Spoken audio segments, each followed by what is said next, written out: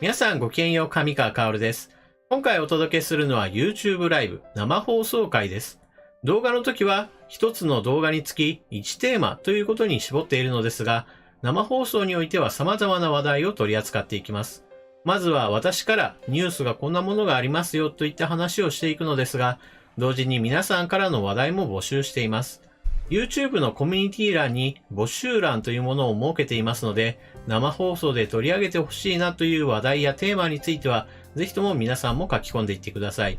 また、放送中にどんどん書き込んでもらっても、それは問題ありません。最新のものから見るという時もありますし、評価順という具合にして並べ直して、その上位から見ていくということもあります。その時の気分によって結構変わりますので、お気軽にどうぞ書き込んでいってください。ただ、一つ注意点があります。動画と違って生放送の場合は皆さんとの対話を重視している面があるために、動画のように情報だけをギュギュッと詰めたというものとは少し雰囲気が違います。ですから私自身も結構のんびりと話題を展開していくこともありますので、そうした雰囲気が苦手だなと思う方は、そもそも動画とは違うものだというふうに受け止めてくれると嬉しいです。それではこれより本放送を開始します。ぜひとも最後までご一緒ください。それではスタート。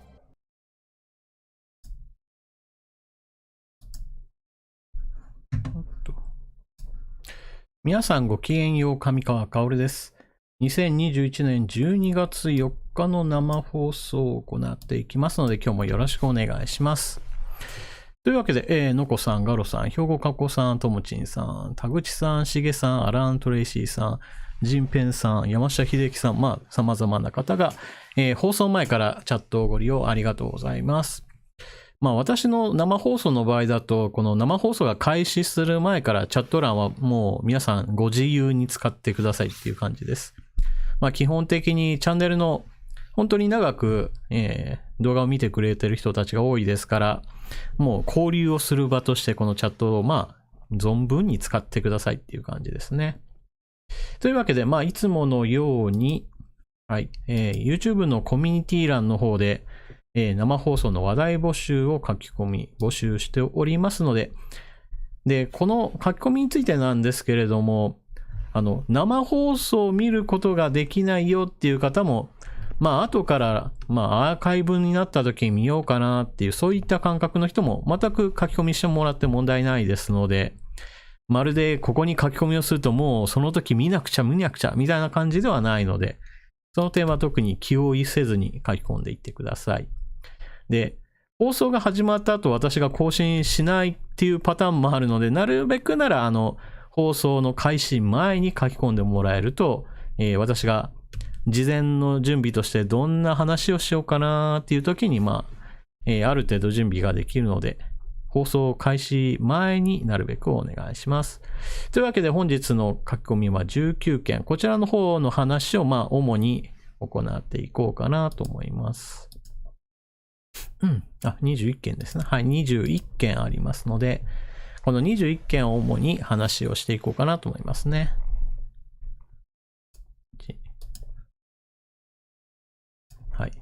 最新だと田中グッデイさんですかね。フィギュアグランプリ。その前は旅好き和夫さんの書き込みもありますね。というわけで、よいしょ。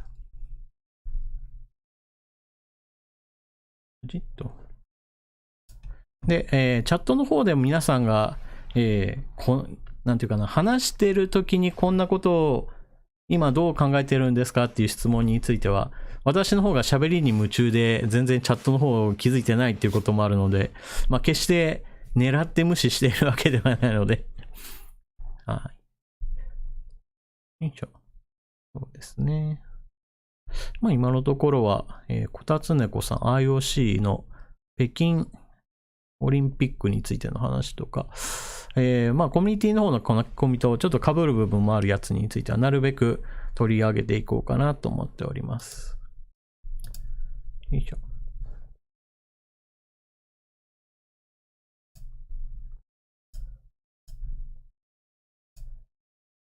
で、このコミュニティの書き込みについてはなるべくだと評価順で並べ直した時に上に来る方を主に取り上げることが多いので、自分がこういうこと聞こうかなと思っていてももう他の人が書き込んでいたら、まあそのコメントに追加する形で、書き込みをしたり、このグッドボタンを押してあげて、まあ優先的に上げてもらおうという、まあそういった感じにしてもらえると嬉しいです。で、こちらの方でもニュース何件か用意しておりますので、最初にちょっと概要だけご紹介しておきます。まず、こちらはコミュニティの方で特に書き込みはなかったんですけれど、最近の出来事として、文書交通費について法改正するんかな、しないんかなっていうところで、まあ結局のところ、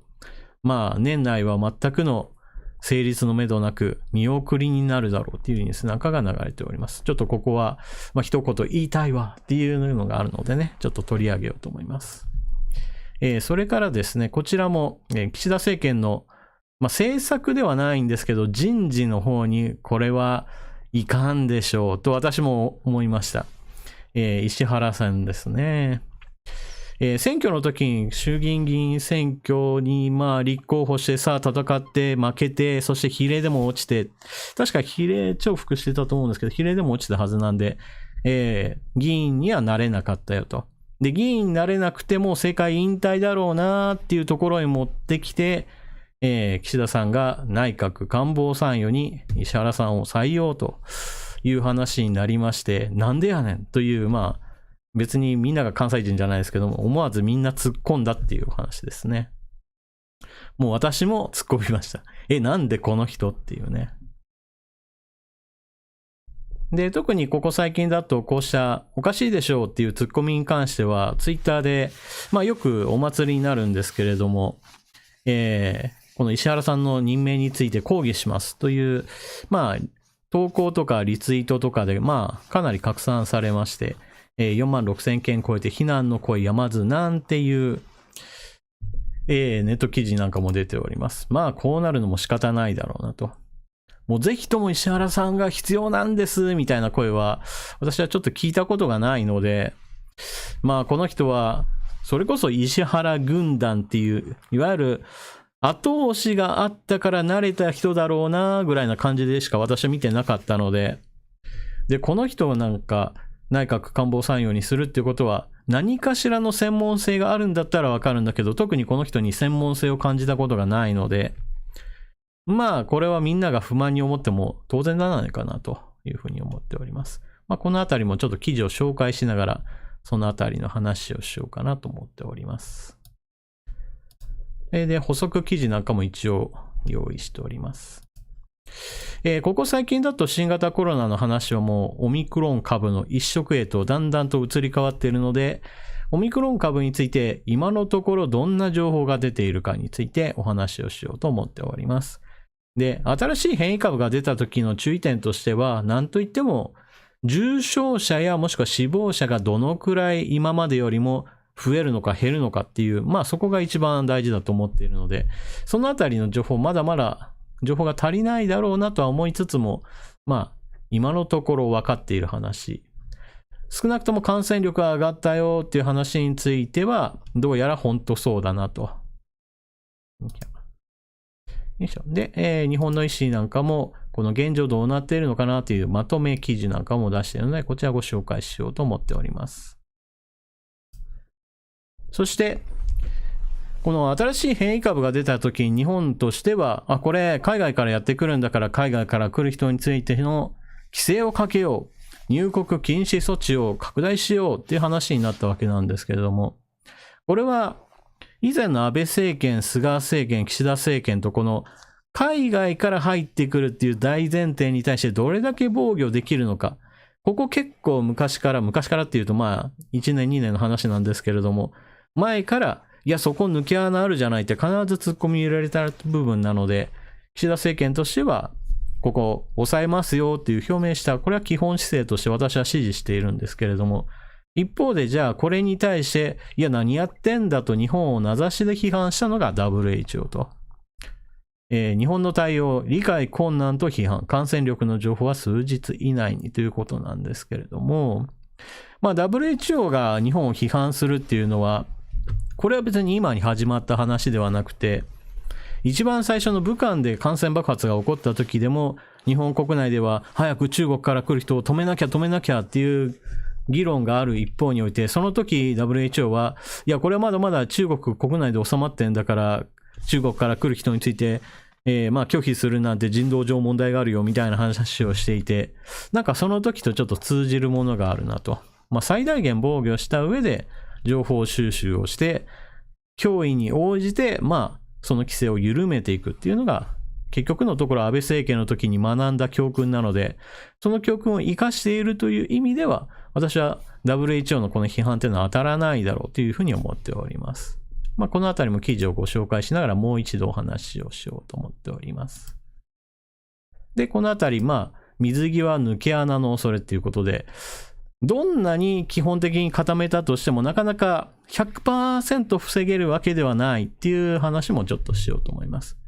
このあたりは外国人の入国に対してはどうしても今防ごうっていう話になってますけれども、同時に日本人が帰国する際にはちょっと事情が違うよっていう話ですね。サンイさんスーパーチャットありがとうございます。で、今、国内において、次の感染の大きな波が来た時にどうしようか、ある程度準備しておかないといけないよねっていう話はあります。で、実際こういった話っていうのは、特に大きなニュースになることはないんですけれども、でも、前もって準備をしておかないと絶対必要になるよ。必要にならなければ、それでよかったねで済むんですけれども、今のところ、準備は進めていますよというニュースがちょっと片隅にありました。例えば重症者がいっぱい出てきた時に何が問題になるかといえば、やっぱり酸素吸入をする、そのための事前準備がないと、全く、もう呼吸ができないのに、でもそれを酸素吸入器が足りませんよっていう、この状態はインドなんかでも特に問題になっていて、酸素ボンベの取り合いになって、工場に人々が押しかけて、それでもやっぱり足りない人は足りないからもう仕方なくそのまま命を失うっていう、そんな出来事があったわけですけれども。こういうのはかなり設備をもうちゃんと前もって整えておく。準備を整えておかないと、後から需要が高まったからさあ今すぐ増産っていうのは間に合わないっていう話ですよね。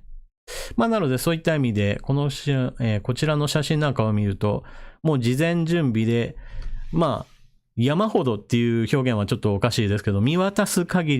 り、準備万端で、もしも需要が増えた時にはこれを出荷して対応しようっていう、酸素ボンベの、山ですね。こういったものを事前に準備しておかないと、本当に必要になった時にさあ大変ということなので、このあたり、事前準備がどれだけ大事かっていう話です。どうしてもこれって、使わなかったら無駄じゃないかって言われる話なんですけれども、使わなくてよかったねってそう考え方がちょっと大事な話ですね。これは医療の話で今なってますけれども、例えば大震災がもしも来るよってなった時に、今何々を揃えよう、津波対策として堤防をちょっと強化しよう、もしくは、避難するときに高台へと登るための階段を整備しようとか、そういった話はいろいろなところがあるわけですけれども、もしかしたら5年10年は大震災は来ないかもしれないと。その5年10年間の間はそれが役に立たなかったじゃないかって批判する人たちがいるわけなんですけど、それは結果論として使わずに済んでよかったなっていう話で、いつ来るかはわからないものですからね。この医療困難に対しても、結局のところ、たとえ空振りになっても、空振りに終わった方が良かったねと言えるぐらいの備えがある方がいいという考え方でございます。ここまではちょっと医療関係と国内の政治の話だったんですけれども、ちょっと珍しい話題というか、コミュニティの方でちょっとこれを取り扱ってくれないかなっていう書き込みがあったのが、気候変動についてのお話でございます。この話をするのは多分このチャンネルで1年2年運営してきて初めてじゃないかなって思うそういった話題なんですけれども、熱塩循環と呼ばれるものなんですけれども、海流っていうのは基本的にはぐるぐると世界中を回っているものなんですけれども、これ気候変動、特に何かがどこかで変化するとその影響を受けて別のところでその影響が悪さをするよっていう中でも最大級のもしかしたら被害をもたらすかもしれない。海の流れが変わると、それによって気候変動がとんでもない大きさに発展するかもしれないというお話でございます。これは今、不安だねと、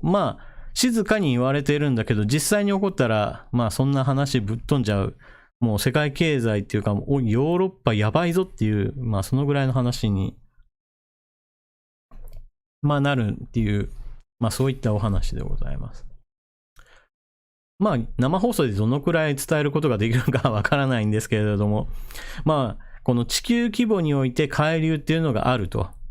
その地球全体の海流に乱れが生じると、もう当然のように地球規模でその影響が出るんで、もうこれはもうどこかの国とかどこかの地域とかそういった本当に狭い話ではなく、人類全体に関わってくるっていうお話でございます。で、この熱塩循環っていう話をしたときにですね、この海流だけで話が終わらないっていうのがミソでございまして、で、一緒に考えなければならないのが、例えば温度が上がりましたよってなったら、例えば農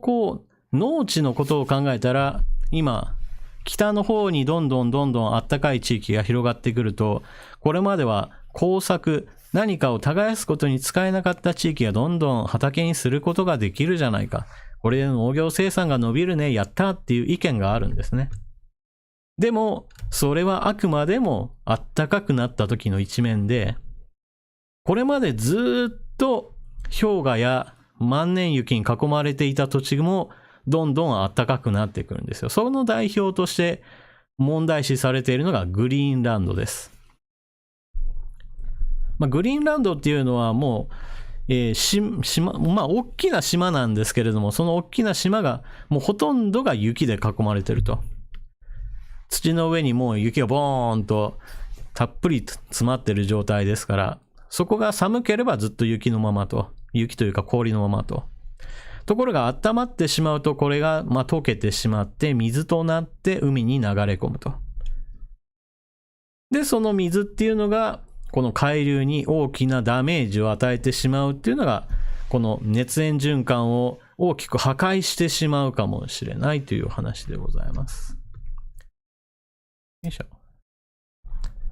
このあたりについて影響がどのくらい出るのか、それをちょっとお話しするときに大事なのが、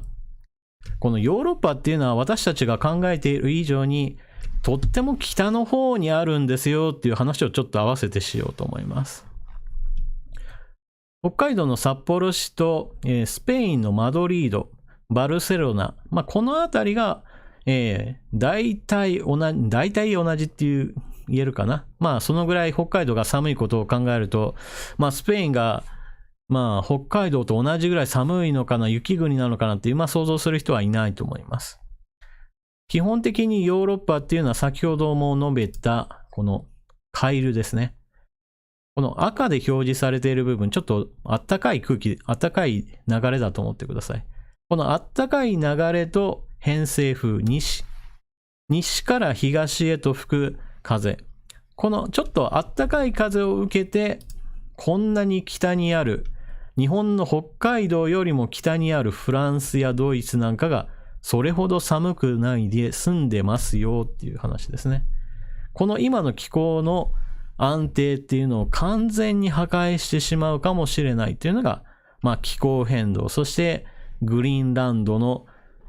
氷河が全て溶けてしまったらさあ大変。その流れで落ちた真水が海に入り込んだら、これまた海の海流を大きく乱してしまう。熱塩循環がもう大破壊されてしまうかもしれないという、お話でございます。このあたりはエンターテインメントとして考えた場合においては、Day After Tomorrow だったかな。確かそういった映画もあって、この熱塩循環が停止した場合においては、もうものすごい氷河期がやってきちゃうぞっていう、そんな映画なんかもあります。あれはあくまでも映画なので、極端にエンターテインメント化はしていますけれども、そういった映画のモチーフになるような劇的な変化をもたらすかもしれない。そんなことがちょっと今地味に進んでおります。よいしょ。よいしょ。その他、こちらはコミュニティの方の書き込みでこの話題について取り上げてほしいと言われていたのが、道路を塞いだ反基地活動路からに取り囲まれ、通してください。お願いしますと頭を下げる自衛隊員の姿という、こちらの方の、話題について取り上げてほしいという話がありました。この話もちょっと、最後の方になるかもしれませんが、取り上げる予定でございます。その他、時間が余ったら的な話で、一応、小ネタ的な。日本海の沿岸地域に住んでいる人だと、ものすごいハングル文字のプラスチックゴミなんかが、海辺に押し寄せてるなーっていうのを結構実感する人は多いと思うんですけれども、なんでそういうことになってるんだろうってなった時に、実際数値として現れているのが、プラスチック排出量。韓国人1人当たりのプラスチック排出量は世界3位、日本の倍以上、韓国ネット胸が痛むという、記事なんですけれども、一部の人は、胸が痛むかもしれませんが、胸が痛まない人たちがいっぱいいるからこそこんなに出しているんですよっていう話で。韓国の人口はまず第一に日本よりも半分ぐらいだと思ってください。で、人口が半分なのにもかかわらず、世界3位ってあなたたちどのぐらいゴミ出してんだよっていう話です。で、この排出量について言うと、ちゃんと処理されているんだったらまだいいんだけれども、そうじゃないから問題なんですよね。プラスチック排出量が少なくてもそれが 100% 海に流れ出てるとか言うんじゃなくて、もう単純にそもそもの排出量がめちゃくちゃ多くって、しかもそれらが適正に処理されずに海にガンガン流れ込んじゃってますよっていうところが、韓国の一番悪いところですよね。で、一人当たりの排出量で言うと、中国は人口が多いからこの順位的には上がらないんですけれども、でもやっぱり人数が多い分だけ一人当たりが少なかったとしても、結局中国はやっぱりガンガン海にゴミを出しちゃってる。だからこそ、先ほど述べましたけれども、ハングル文字のゴミと混ざって中国語のゴミもどんどん流れ着いちゃうんですよね。海流の影響、今回海流の影響っていうか、この海流の話もしましたけれども、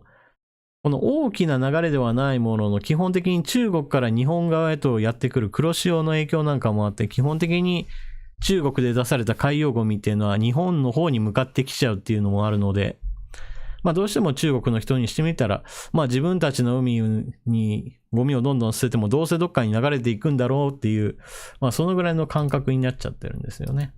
で、韓国の方もそれと同じで、結局のところ自分のとこでゴミを出しても、日本側に行くだろうっていう、そういう甘い考えというか、甘えがあるんですよね。はい。で、最後のお話としては、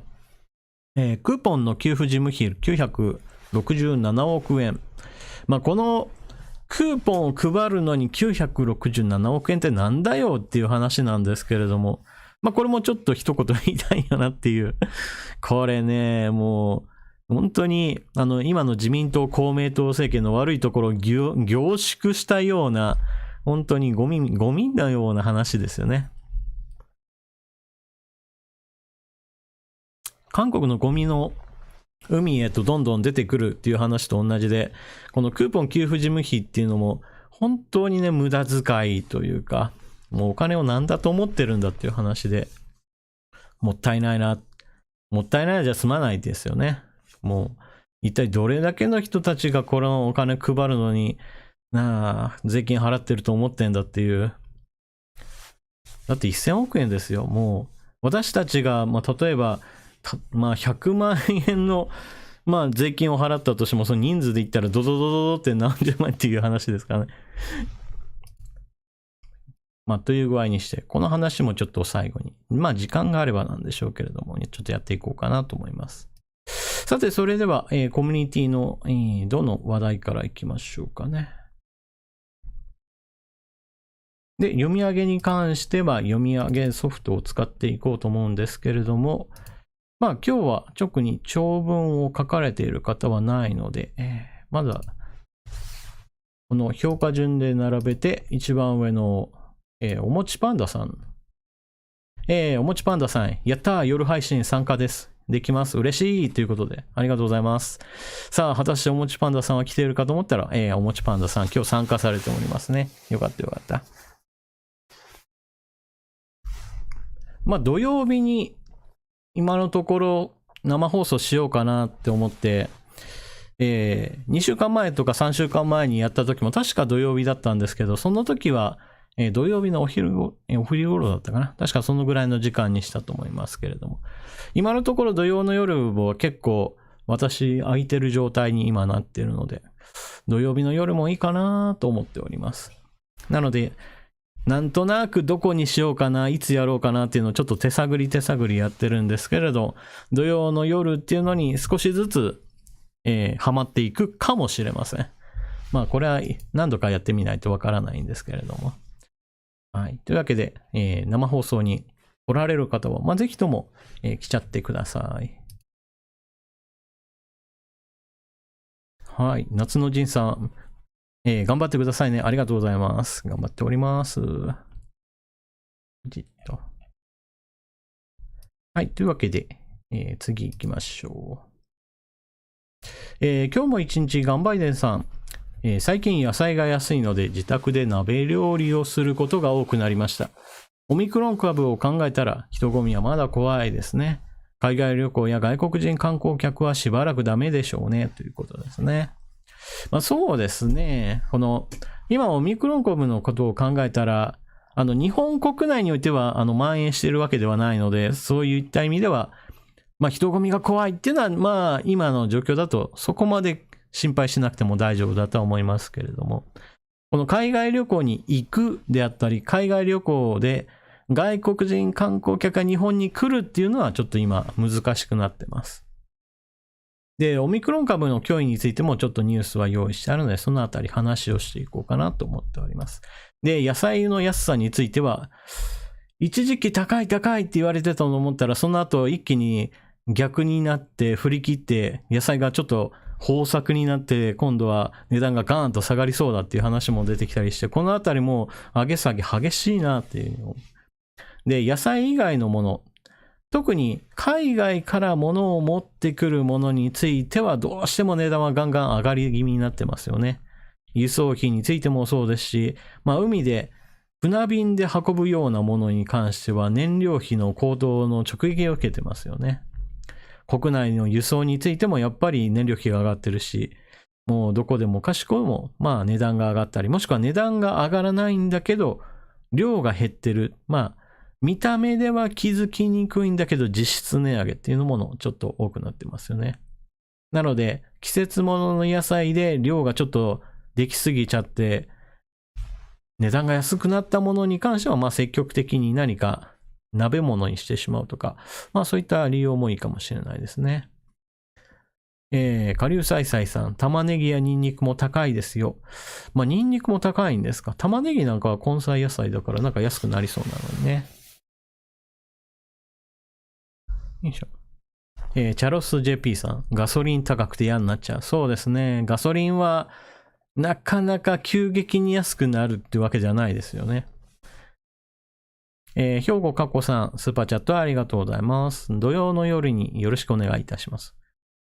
ご要望があればっていう感じで、今のところはこの時間になるかなっていうところですね。山下秀樹さん、原油価格いくらまで上がるかな。これがまたね、読みにくいところですよね。オミクロン株がどのくらい広がるかにもよって、結局のところ、ヨーロッパやもしくはアメリカの経済っていうのが、自粛がかかるのかどうかなっていうところですよね。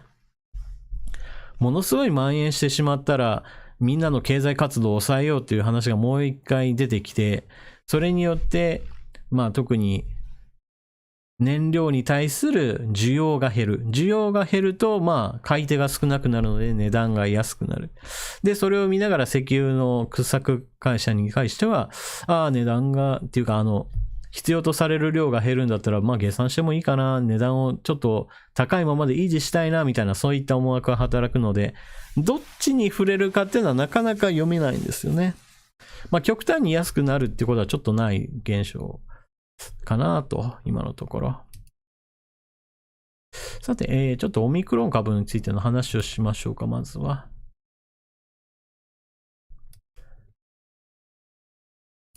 で、CNN の方で、まずは感染力についてのお話が出ております。新規感染が4日でほぼ4倍、オミクロン株の猛威示唆、南アフリカというニュースが出ております。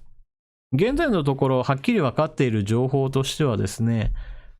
オミクロン株については変異がいっぱいあるよ、だから注目しようねっていう、ここからスタートして、じゃあどのくらい感染するんだろうっていうのを今みんなが見ている状態です。で、そういった意味では今南アフリカでオミクロン株っていうのがどんどん増えていますよと。3日に発表された新規感染者は16,055人。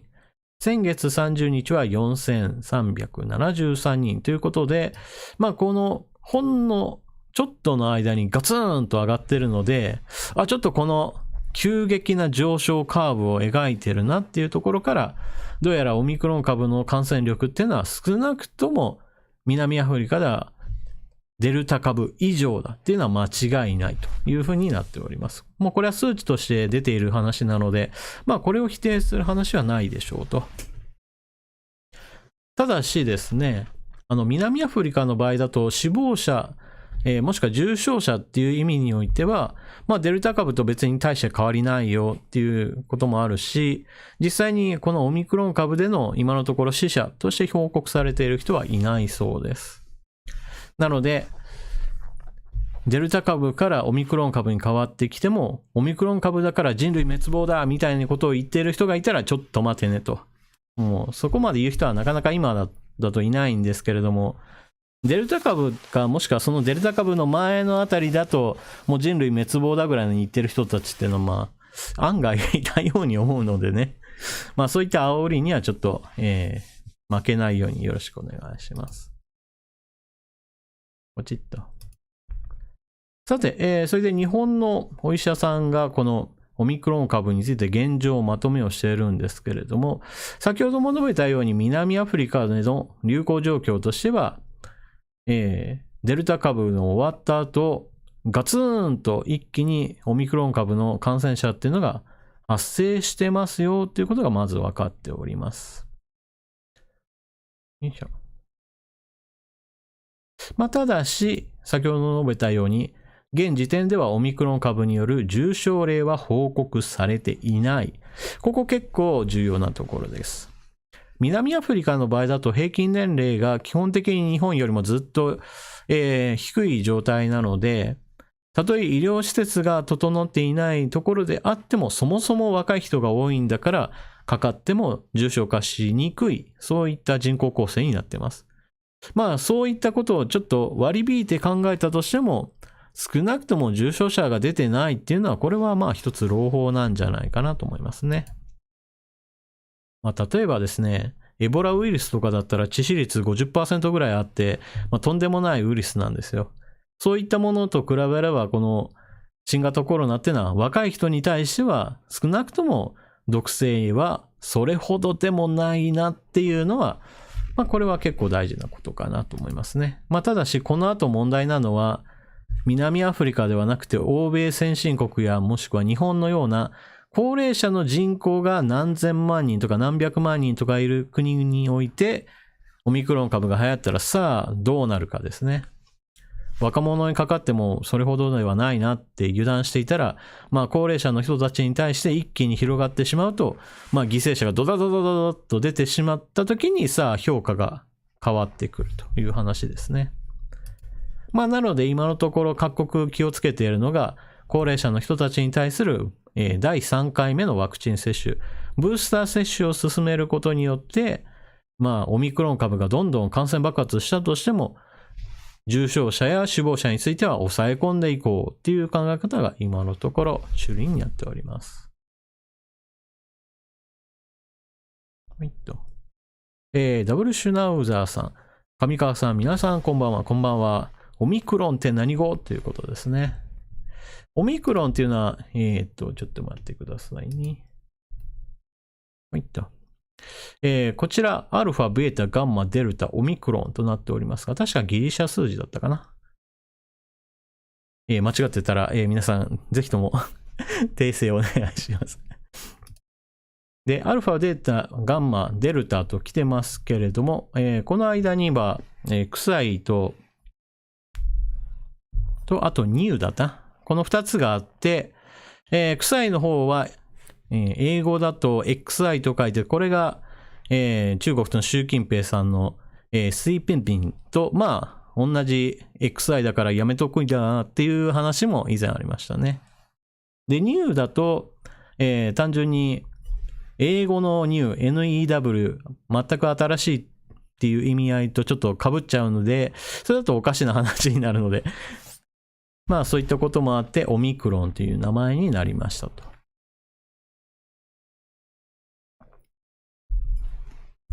まあこの後、まあ順番に名前がついていくので、オメガとかそういったのがついた後、その次どうなるかはちょっとわからないですけれども、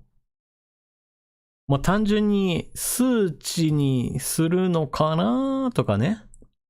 特に人名とか地名をとにかく避けようっていう、まあそういった命名基準をつけたので、まあこのアルファベータガンマで進んでいったやつがこの後もしかしたら本当にただの数字で、101番とかそういった本当になんとも簡素な名前になるのかもしれないですね。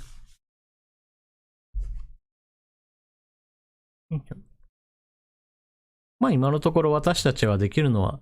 石鹸でよく手を洗おうという、まあ個人的にできること、まあこれは守っておきましょうという話でございます。で、なんだかんだ言って、この石鹸でよく手を洗おうというのが、まあ一番人間、個人的にできる感染対策としては最強レベルのものなので、まあこれが大事でしょうという話です。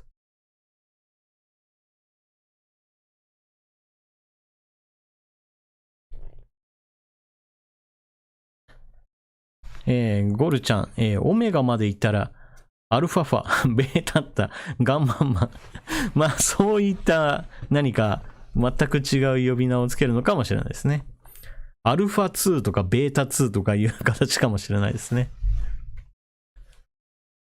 そうですね。新しい名前がまさか賭けの対象に、なるかもしれないですね。まあ、それこそ、台風の名前みたいに、逆に何かの人名をつけるような感じも、まあ、なきにしもあらずとは思うんですけどね。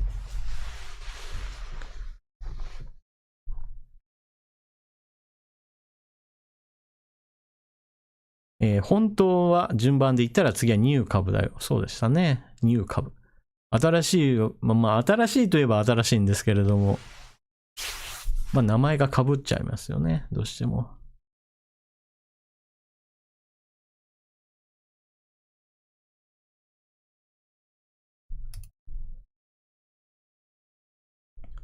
そして WHO のちょっとおかしなお話になりますね。こちらは日本が行った外国人の入国禁止に対する WHO 側からの批判記事でございます。じゃあ改めてちょっと記事を読んでいきましょう。WHO オミクロン株日本の対応理解困難と批判。感染力の情報は数日以内にということで、日本が導入した外国人の新規入国を原則停止する措置について、ウイルスは国籍や滞在許可証を見るわけではないと述べ、疫学的に理解困難だと批判した。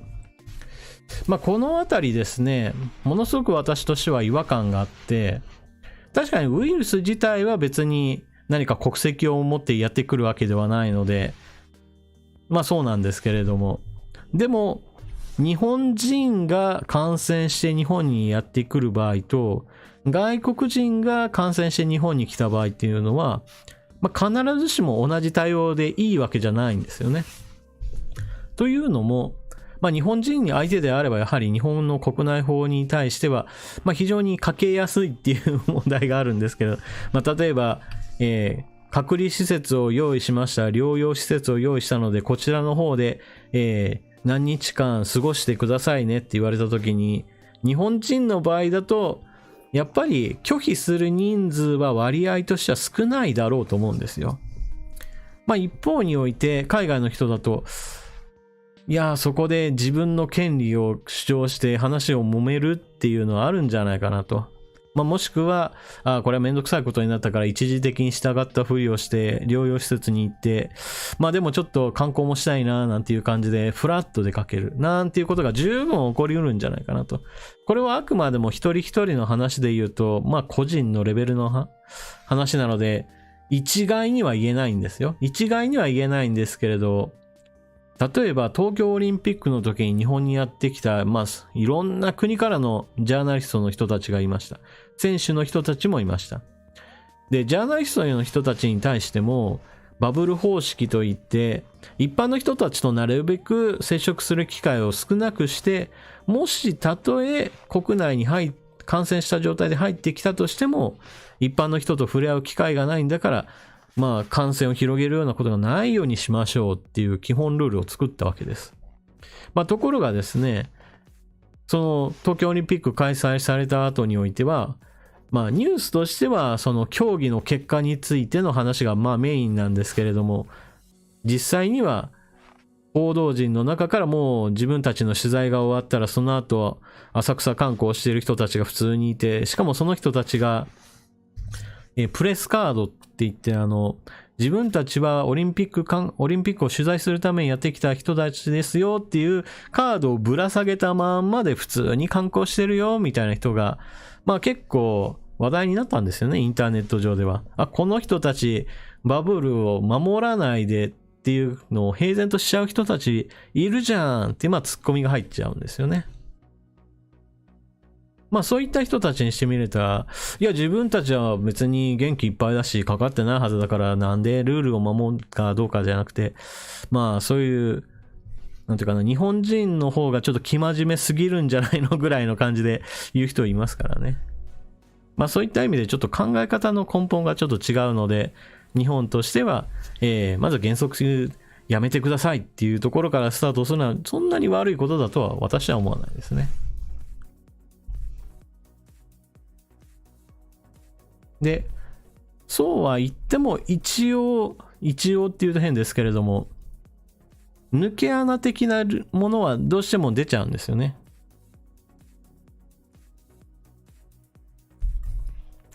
100% 防げればもちろんそれはいいんですけれども、実際には様々な理由でちょこちょこ人は入って出ていくことがあるので、その時にはどうしても人と人の感染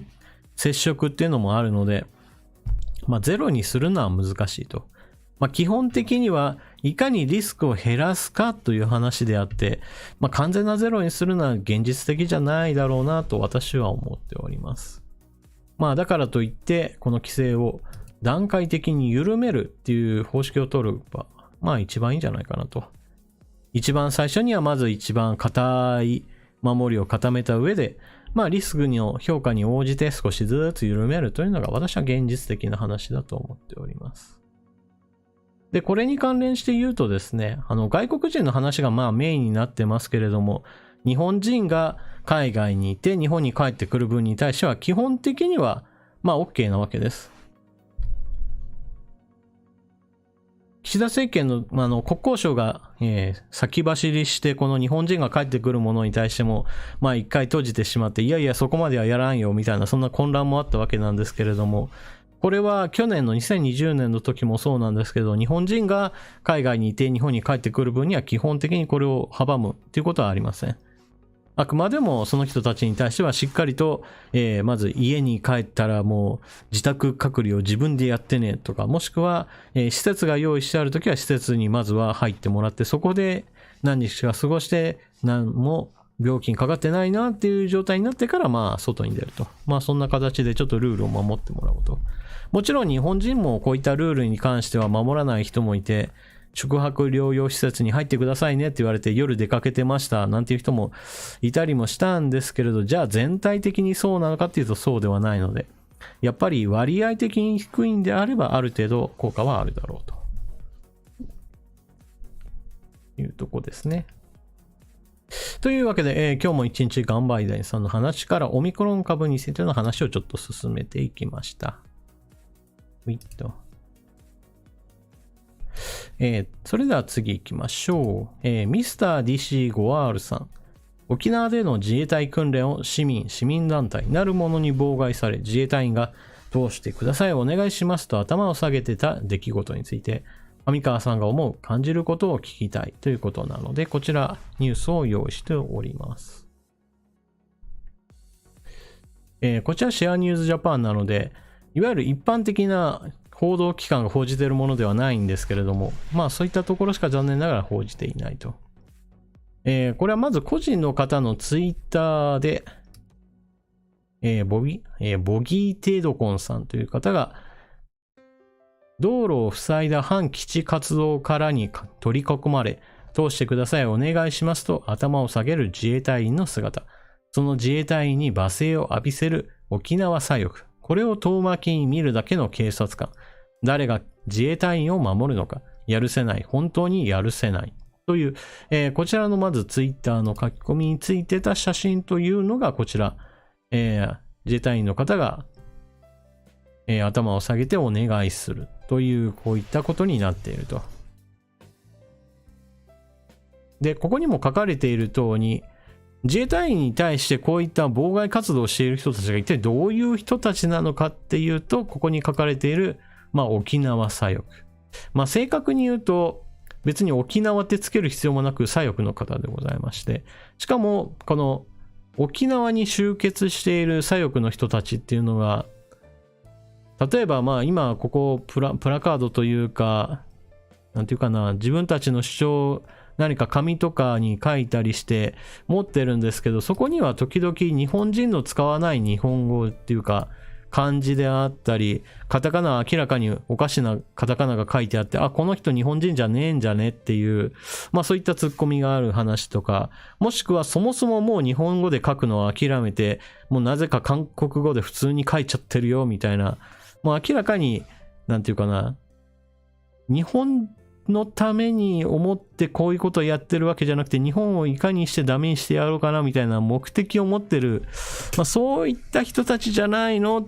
て思わざるを得ない、そういった人たちですね。だから本当はもう左翼とか右翼とかそういったものを通り越えた反日活動家っていうジャンルとして取り扱っていいんじゃないかなとちょっと私は思うんですけれどね。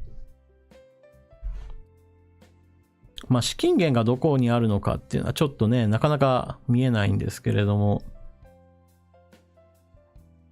何しても沖縄ではこういった工事に関してもそうですけれども、基地のことに関しても、沖縄県にもともと住んでいない人がどこからかやってきて沖縄で、反基地活動であるとか反自衛隊とか反、米軍基地活動とかをやってるっていう話は本当にずっと以前から言われていることでありまして、これに対してやはり違法行為をしているんだったら警察官の人もどんどんとそれを取り締まってほしいなっていうのが私の見方でございます。よいしょ。何しろ沖縄の自衛隊員の人も別に、どこか遠くの国からやってきた人じゃなくて、単純に沖縄出身の人も当然沖縄の基地に勤めてたりもしますし、で、日本人がやってる以上はね、別に日本を守るための活動ですからね。決して日本を何か害してやろうと思っている、そういった人たちではないので、あくまでも業務としていろんな資材を運んだり、基地とやったり、訓練をしているので、これの人たちに対して、妨害する行為っていうのは、非常に私は、尊敬できないですよね。何かしら反日活動家の人たちっていうジャンル分けが一番いいんじゃないかなと思っております。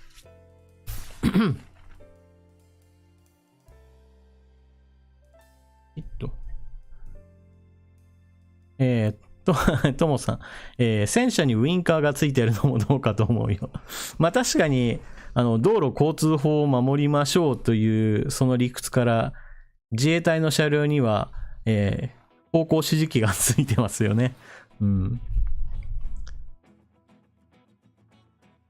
総雲峡さん、五毛島よりやばい不毛島。そうですね、不毛な活動でございます。山下秀樹さん、外国人の政治活動は法律違反です。そうなんですよね。だから日本でやってるのに、もう何やってるんだろうなっていう人たちですよね。だから左翼っていう表現よりは反日活動家っていう表現の方が、まあ私はぴったりくるんじゃないかなと思っております。兵庫加古さん、警察は何しているのですか？まあ本当そうなんですよね。沖縄っていうのはこの警察が仕事していないんじゃないかなって話が結構あって、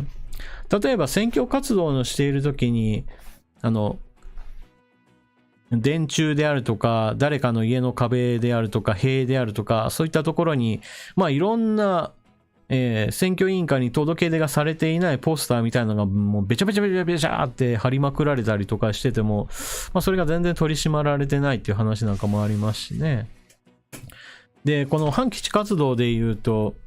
この活動家に関連する人たちが何か土地を提供したわけじゃなくて、普通に誰かの私有地に自分たちが勝手にテントとか張ったりとかして、いや、なんでそういうの取り締まらんのとかね。まあそういったところを言い出すと、キリがないぐらい何かおかしなことがいっぱい起こってるんですよね。ともさん、警察官個人の家を襲われるから積極的に取り締まれないよということで、まあそういった話もあるんでしょうね。だから、まあそのためにわざわざまあ九州とかから警察官を呼んで対応するなんていうこともあるっていう話以前があったんですよね。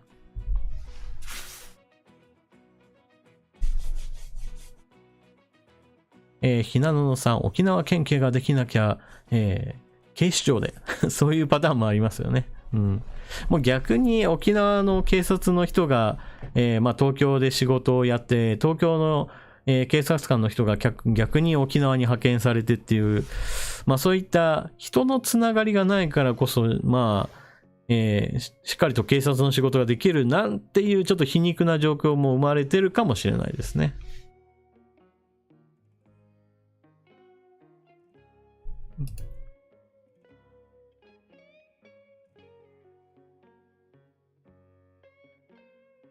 多分111-043。そんだけ入り込まれてるってことよね、沖縄。そうですね。うん。沖縄はなんだかんだ言って、その反基地運動であるとか、やると、そこにお金を出す人たちがいるってことですよね。その出元っていうのが、果たして中国なのか韓国なのか、それとも日本国内にある反日、まあそういった系の団体なのか、そこがね、入り組んでるとこですけれども。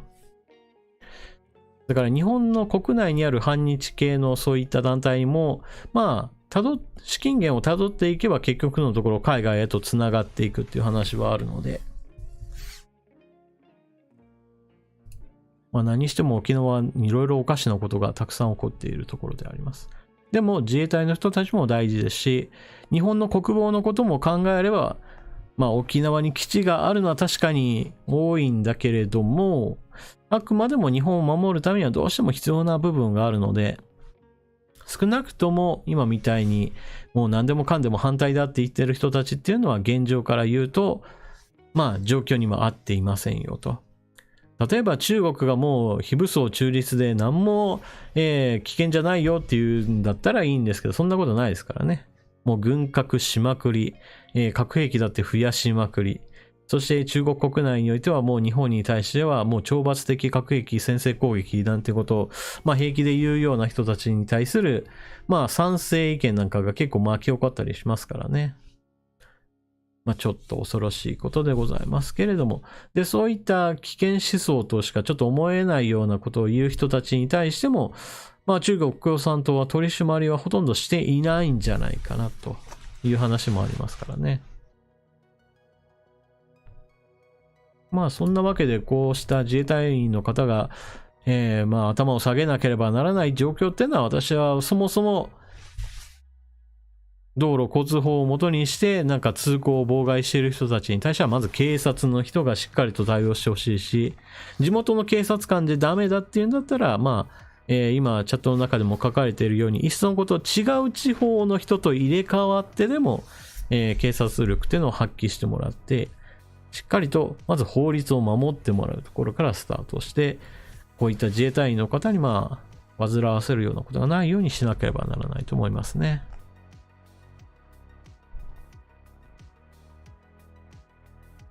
というわけで、ミスター DC5R さんの書き込みありがとうございました。基本的に自衛隊の方たちに対するこうしたね、任務外のところでこういった進路をかけるようなことがないように、それぞれ公務員、警察官の人もしっかりと対応してほしいところでございます。パープルさんの書き込みをご紹介。実質上の移民政策がとても心配です。一体どういうつもりなのか気が知れません。現政権はやはり親中派に侵食されているのでしょうか。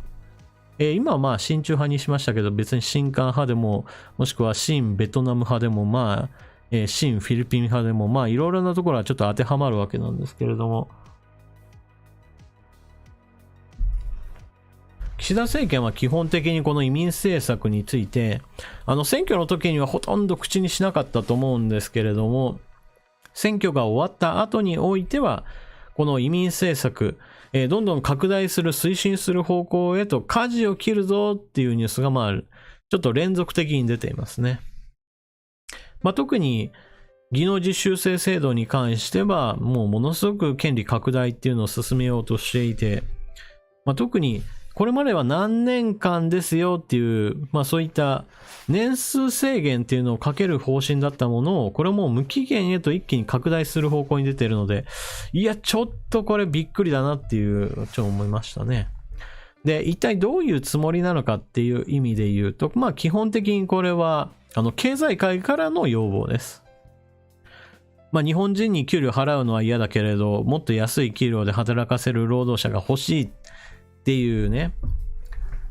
で、今は人手不足だからっていうのを言い訳にしているところ、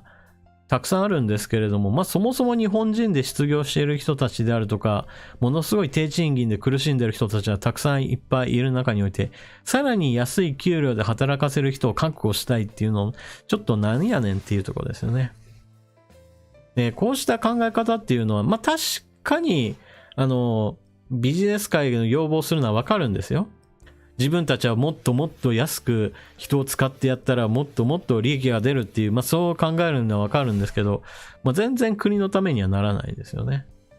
で、こういった話っていうのは前例としてはヨーロッパの話を紐解けばいいっていうのが今のところ分かっています。で、移民政策をどんどん進めた国として言われているのが、例えばドイツ、イギリスなんか、もしくはフランス、このあたりの国々の例を挙げると、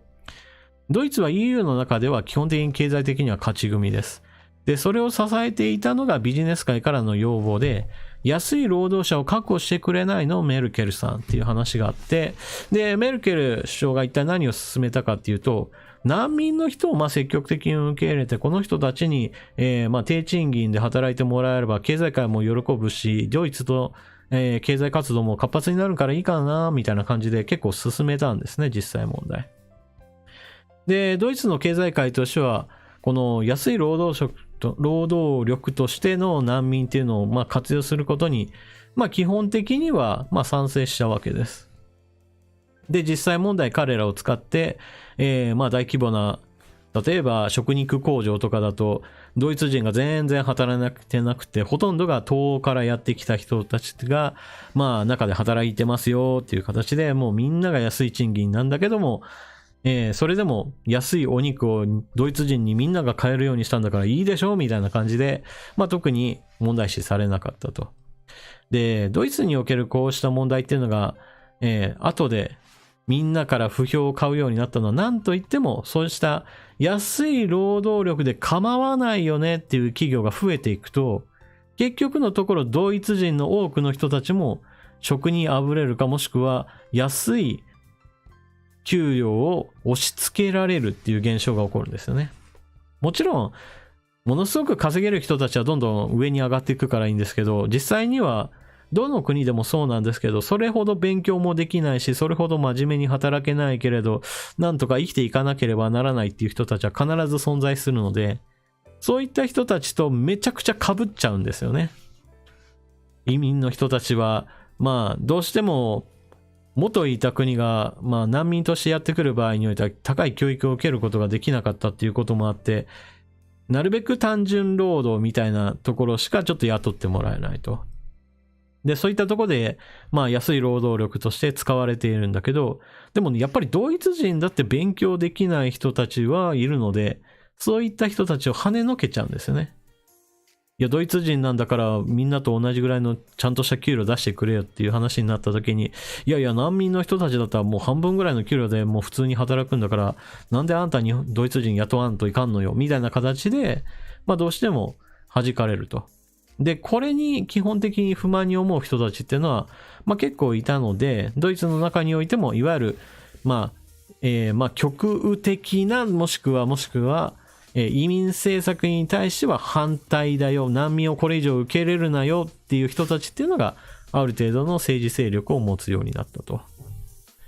で、こういったちょっと過激な政党の力を得たっていうのは、やっぱり難民の人たちをめちゃくちゃ入れたから、国内においてそうした労働問題っていうのが、もともとドイツに住んでいた人たちにめちゃくちゃ悪影響を及ぼしたからです。で、今の話ってのは難民だから日本じゃないわって思うんじゃなくて、結局のところ難民なのか移民なのかっていうのは結構そこまで気にする必要はなくて、例えば日本だと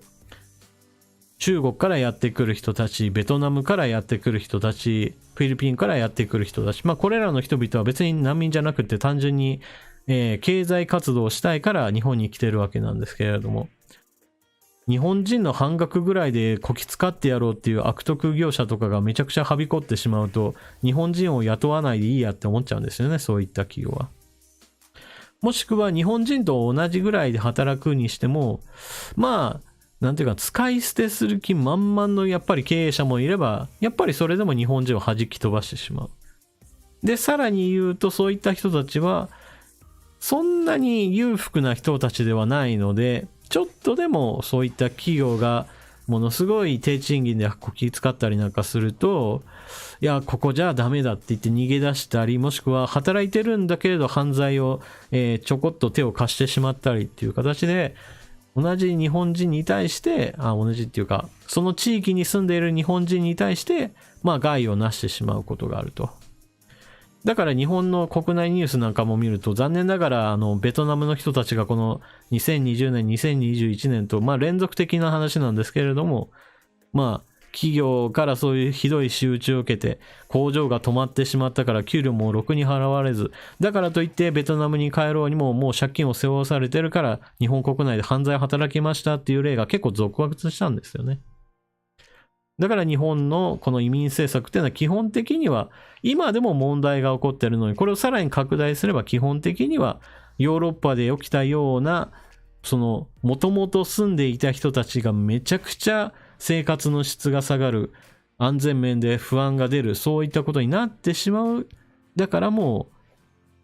失敗例が出ているんだから、日本で同じ失敗をなぜ今から進んだっていう、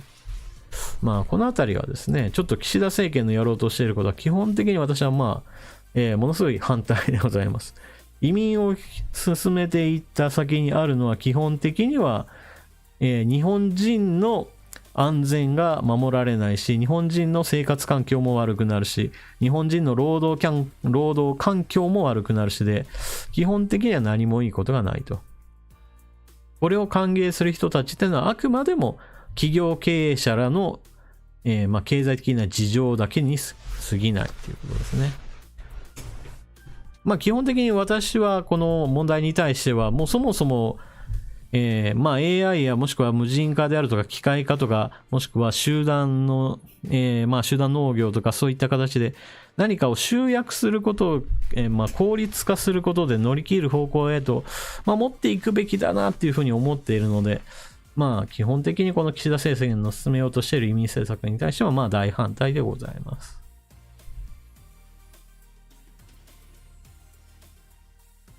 じっとな。ももくりさん。はい。スーパーチャットありがとうございます。上川さん、皆さん、こんばんは、こんばんは。ライブに間に合ってよかったっていうことですけど。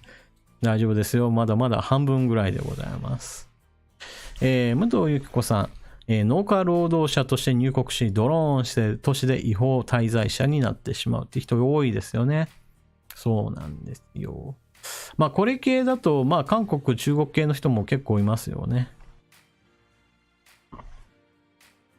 だから農業労働者ですっていうパターンで来るのもまあありなんですけど、でそこで元々の目的が、まあ、農家で働くことではないっていう人が残念ながらいるんですよね。日本に入国するための手段としてっていう、まあそういう元から悪用してやろうっていう人もいるので、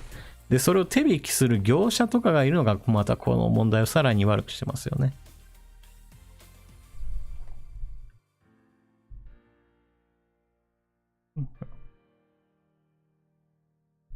まあ、といったわけで、パプルパープルさん書き込みありがとうございます。まあ、移民政策については基本的に私は大反対でございます。で、親中派に侵食されているのかっていう話で言うと、ベトナムの人たちとか、まあ、フィリピンの人たちっていうのも、まあ、結構いるので、必ずしもこれは、親どこどこの国派というわけではなく、完全に、まあ、ビジネス界からの突き上げを受けて、まあ、自民党を支持してくださいね、経済界っていう、いわゆる反発を呼ばないための政策だという感じがしますね。もちろんその中でも親中派の人たちがゴリゴリと押すのはあるんでしょうけれども。ダブルシュナウザーさん、革命ありがとうございます。海洋深層循環、熱塩循環についてご意見いただけますかということですね。で、こちらの方のニュースをご用意しておりますよと。さて、一度ちょっと概要をお話ししたんですけれども、今気候変動問題っていうのは世界中にかなりの、インパクトを与えるものすごく大きな政治キーワードになっております。まあ、つい先日 COP26 っていうのがイギリスで行われた時には、まあ、世界各国の首脳らが集まって、まあ、今後はカーボンゼロを目指そうねとやるとか、もしくはいろんな、発電のものに関してもなるべく炭素を排出しないもの、自然エネルギーの方へと転換しようであるとか、もしくは内燃機関、エンジンを使ったものからモーター、いわゆる電動車への移行についてもこれから進めようみたいな、まあそういった機運が高まっております。で、そういった気候変動の話っていうのは今だと炭素を排出するのかしないのかとかそういった話がちょっと大きすぎるんですけれども、事の起こりというか、その影響で最も巨大になってしまうであろうと言われているのが、この海流循環が乱れるよっていう話でございます。よいしょ。で、今回取り上げる話、ニュースとしてはですね、大西洋の話になります。大西洋っていうのは南北アメリカと、北はヨーロッパ、南はアフリカ大陸、その間にある海のことなんですけれども、この海の間を南北にぐるぐるぐるぐる海流が流れております。で、こちら、メットオフィスっていうところがこの図を表しているんですけれども、この赤い部分がちょっとあったかいものだと思ってください。まあ、ものすごい単純にちょっとお話をしますけれども、基本的には表の方であったかいものがあって、それが、だんだんと冷たい状態になって、その底の方を這うようにして進んでいく、このぐるぐるとした流れっていうのが地球規模で起こってますよと。で、このヨーロッパのところにあったかいよっていうものがあるので、この部分から偏西風が吹いて、基本的にヨーロッパは緯度が高いんですけれども、ちょっとあったかいねっていう形で今なっております。で、この偏西風っていうのが結構この、ヨーロッパには今ものすごく有利に働いていて、偏西風っていうのは基本的に吹く方向としては西から東へと一方向だというふうに考えてください。もちろん日によっては風が乱れることもあるんですけれども、でも全体的に言うとある程度一方方向なので、例えばこの北海とかもしくはその後にバルト海とかでは風力発電がものすごく盛んに行われております。吹く方向が大体同じで、そして台風なんかが起こるわけでもないので、ずっと風力発電の羽が回り続けると。なので効率よく自然エネルギー導入しやすいなっていうのがヨーロッパの状況です。で、ヨーロッパはそのようにして自然エネルギー、特に風力発電というのがものすごく当てになる状態なので、よし、これだったらもう自分たちめちゃくちゃ有利なルール作ってやろうぜっていうのが、石炭火力発電所であるとか、それ以外の、ガス火力発電所に対しても少しずつ当たりが強くなっております。特に石炭火力発電所に対しては、もうこれは自然環境を破壊するんだからどんどんやめてしまおうぜ。やめない方の国のはなんてひどい国だっていう批判を展開すると。で、これに対して日本だと風力発電っていうのは、先ほども述べたような都合のいい風がなかなか吹かないと。日本の周りの海っていうのは非常に多いんですけれども、残念ながら台風っていうものすごい強力な、自然災害があるので、そんなに単純に、安定的に発電はできないですし、そういったこともあるので、この自然エネルギーを利用しやすいヨーロッパと自然エネルギーを利用しにくい日本、それに土地も広くないから太陽光発電にも適していないっていう、この自然エネルギーに関しては日本はめちゃくちゃ不利な状況で、ヨーロッパがどんどんと自然エネルギーをすべきだ、それを推進しない国は悪だみたいなレッテル貼りが今現在進行形と。で、こういったものを進めると彼らにとっていいのはやっぱりビジネス面なんですよね。日本の自動車メーカーは今までハイブリッド車もそうなんですけど、基本的にはエンジンを主体にして技術的な発展をしてきたので、ヨーロッパの車っていうのはそういった意味では開発が日本車より遅れていました。だから世界的に見ると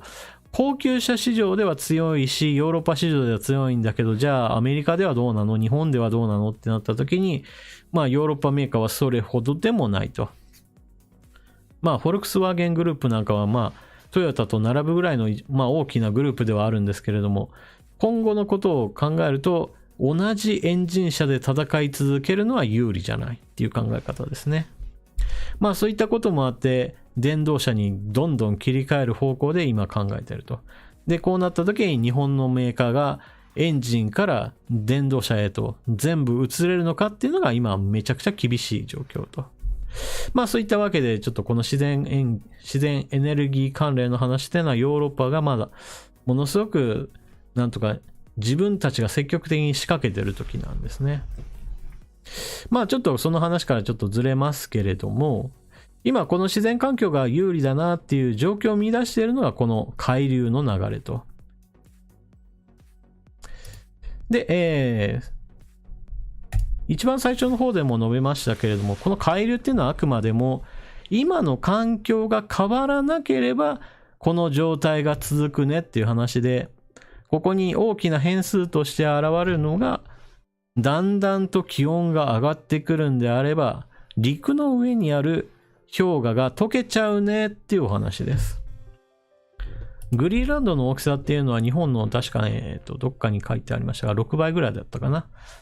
のぐらいの大きさなんですけど、基本的に人はほとんど住んでいなくて、このグリーンランドっていうのは基本的に島はあるんだけど、その島の上はほぼほぼ8割9割が、氷河とか、雪とかが積もってる状態と。で、これがどんどん溶けていくと、地球の海面を約 7.4 メートル上昇させるだけの水があるんだそうです。ここまで行くまでにはもちろん時間はかかるんですけれども、だからここちょっと分かりにくいところなんですけれども、温度が上がっていくと氷が溶ける。氷が溶けると水になる。水になって海に流れ込むと、よいしょ。この海流に、水がどんどん入ってくるので塩分濃度が下がってくるよってなった時に大きな変化が起こると。大きな変化っていうのは何かっていうと、この海流の流れが、止まるかもしくは南に下がっていくっていう形で、ヨーロッパと面しているこの海がものすごく冷え込んでしまうと。冷え込むと何が起こるかっていうと、寒くなるっていう話ですね。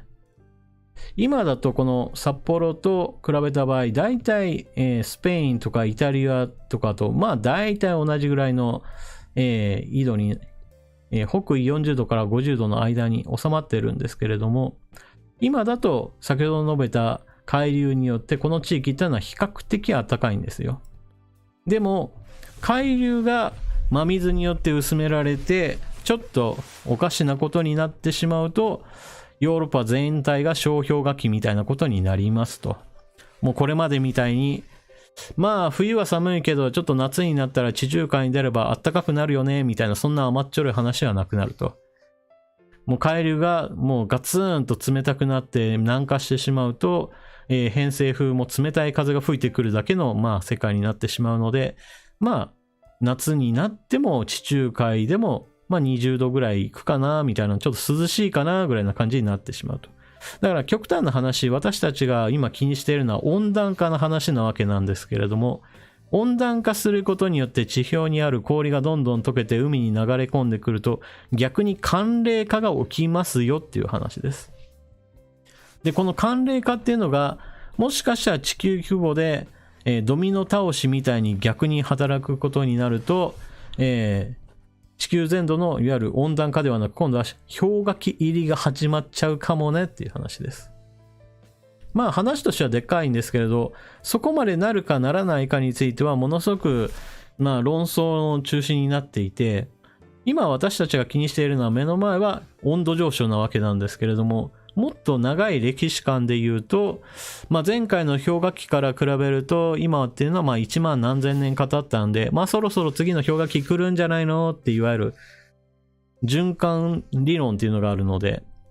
でこの循環理論を何が起こしているかっていうのはまあいろんな説があるんですけれども、例えば太陽の動きが、基本的に活動収縮すると地球に降り注ぐ熱量が下がるので、その分だけ寒くなっちゃうよ。でも太陽にしてみれば大したことないんだけど、その影響っていうのは地球ではもうマックスに働いてくるので、ちょっとのことでも実は氷河期入りするかもしれないと。で、そういったことを考えると、もしかしたらこうした人間の活動が人為的にその氷河期を早めちゃうかもねという話でございます。まあ今はこういった話題が中心になることはないんですけれども、先ほども述べたように今では温暖化する方向の話ばっかりが言われるわけですけれども、その先にあるのはもしかしたら温暖化したから氷河期が来るっていうまあ原因と結果についてはちょっと分かりにくいけど、起こってしまうととんでもないことが起こるっていう話でございました。というわけで、ダブルシュナウザーさん、書き込みありがとうございました。まあ、このチャンネルでこの熱塩循環についてもしも動画にする日が来るとしたら、この、もっとでかい話が起こった時ですね。うん。多分これを動画にする日はないんじゃないかなと思うんですけれども。で、この熱塩循環がおかしくなるぞっていうニュースは時々流れるんですけれども、今のところ関心を持っている人は少ないので、これがみんながもう連日のようにニュースになる時っていうのは、ヨーロッパに小氷河期がやってきたっていう、まあそういった状況だと思いますね。まああんまり見たくない光景ですけど、私は十分に起こりうるんじゃないかなと密かに思っております。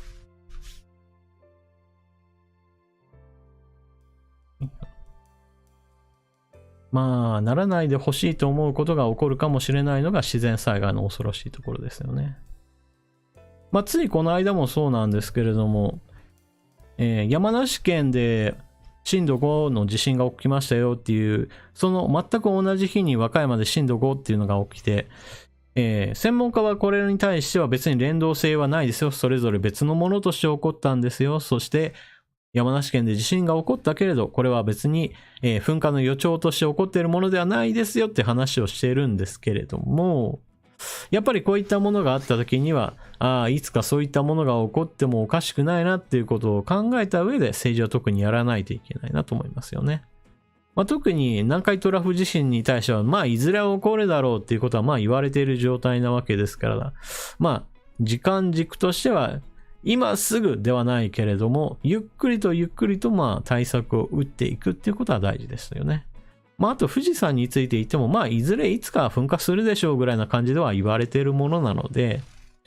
まあ前兆現象が起こってから対策をするよりはのんびりとでもいいから、まあいずれは何か起こるよね、噴火するよねっていうのをある程度前提にした上で、まあ例えば首都移転のことをゆっくり進めていこうであるとか、もしくは首都移転じゃなくて、まあある程度問題が起こった時には一時的に移すための場所っていうのを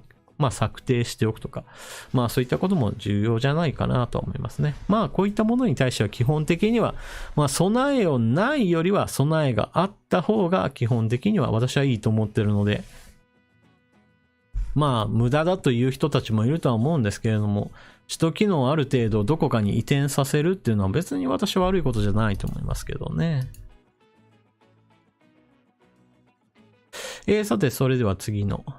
書き込みをご紹介しましょう。田中グッドイさんの書き込みをご紹介。フィギュアグランプリが中止になったこと残念ではありますが、良い洗礼になったのではないかとも思います。このまま2月のオリンピックも中止か延期になってほしいです。そしてそのまま別開催地での検討ということですね。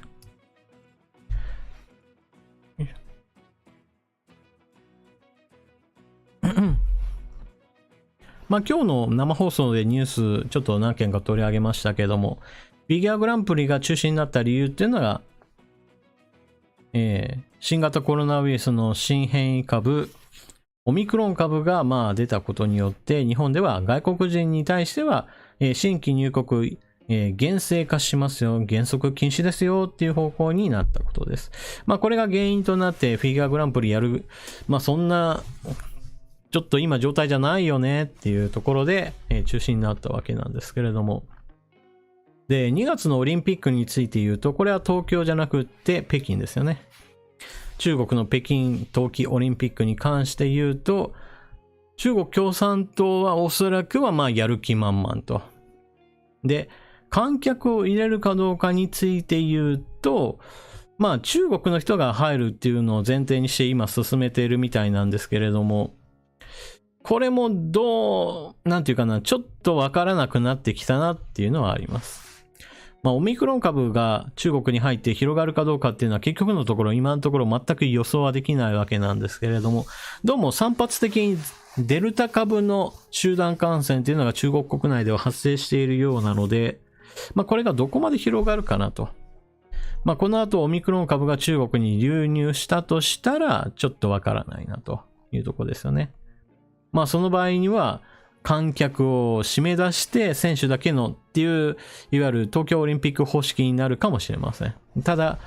中止そのものについてはどうやら中国は全く考えてないようですよね。で、これに関しては、他の方も確か何件か、のこさん、WHO が日本の外国人規制に制限をかけたことをなぜ批判しているのか。台湾有事前に私は日本に多くの中国人を入り込ませる策のために中共が WHO をそそのかしている気がしています。中国人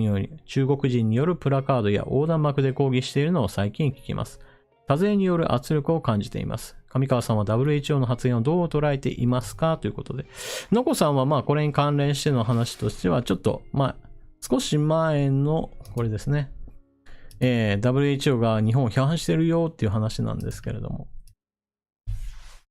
これ単純に中国寄りの意見っていうのもあるんですけれども、WHO としては基本的にこうした人の流入とか人の移動に関してめちゃくちゃ私ははっきり言って緩いなって思っちゃうんですよね。もう中国の武漢株がもう武漢で感染爆発した時もそうなんですけれども、もっと厳しく言えよっていうツッコミを入れてることですね。だから本来であればもっと厳しくしてもええんじゃないって思うんですけどね。このあたりは中国の影響もあるとは思います、少しは。で、その他、同じく、この中国のオリンピックに関しては、食べ好き和夫さんも書かれてますね。札幌冬季オリンピック立候補について。ちょっとこれは札幌の話か。ちょっと話は変わりますね。札幌冬季オリンピック立候補について。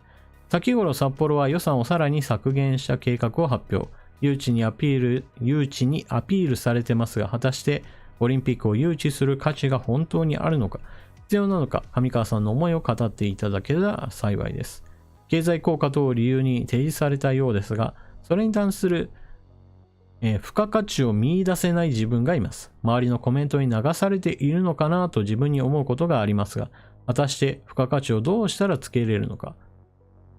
とか前向きな理由があれば心動くのですがということなんですけれども、現在オリンピックに関して言うと以前と大きく変わっていることがあって、もう必要経費が上がりすぎているぞっていうのがあります。まあ以前であればそんなにお金かからなかったはずなのになっていうものが、まあ例えばメインとなる競技場の建設費用なんかが以前だとまあ100億200億で済んだものが1000億かかりますとかいう話がもう普通に出てくるようになってしまって、そして同じ一つの都市の中にもうありとあらゆる競技の種目会場を作ろうなんてするもんだから、もうめちゃくちゃ使わないものも臨時的に作らなきゃいけないっていうこともあって、もう本当にもう大変なことになっております。だから土建屋さんにとっては基本的に仕事がいっぱい来るぞっていう意味ではいいんですけれども、もう今の時代そんなことをやってる余裕日本にあるのって思っちゃうんですよね。そういった意味においては、まあ冬季でも夏季でもどっちでもそうなんですけども、オリンピックに関しては、少なくとも経済効果を理由にして参加すべきだっていう意見はもう的外れになってます。もう競技が増える一方でその競技場を作って、そしてオリンピックが終わった途端全部使い物にならんわっていうものがいっぱいある。この状態っていうのはやはり無駄ばっかりと。だからやるんだったら、都市でやるのはもうやめようと。例えば日本でやりますよとかだったら、もう日本中の、まあ大きな会場を使えば別に新しいものを使わないでいいよねとか、まあそういったことを利用する。まあそういった風なものにしない限りは私はもうやるべきじゃないなと。まあ冬季オリンピックで言うとどうしても北海道っていう話にはなるんですけども、やっぱりこれももう札幌だけじゃなくって、もう北海道でも東北でもなんだったら、スケートリンクだったら別に、東北地方じゃなくても中部地方でもいいじゃないかみたいな感じで、もう都市でやるのはやめようと。もう日本とかそういう国家ぐるみの形で今ある施設を利用しましょうねっていう、そういうやり方そのものを変えないともう日本が参加するべきじゃないと思いますね。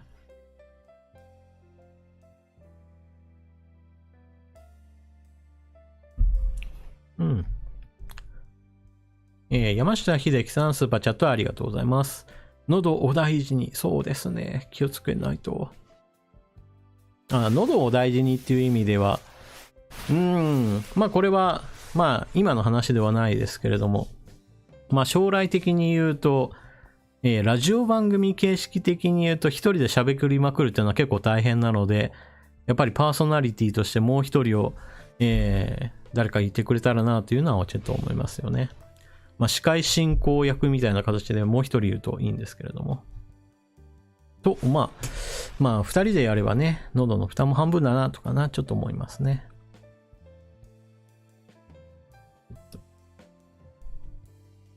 はい。というわけで、田中グッデイさん、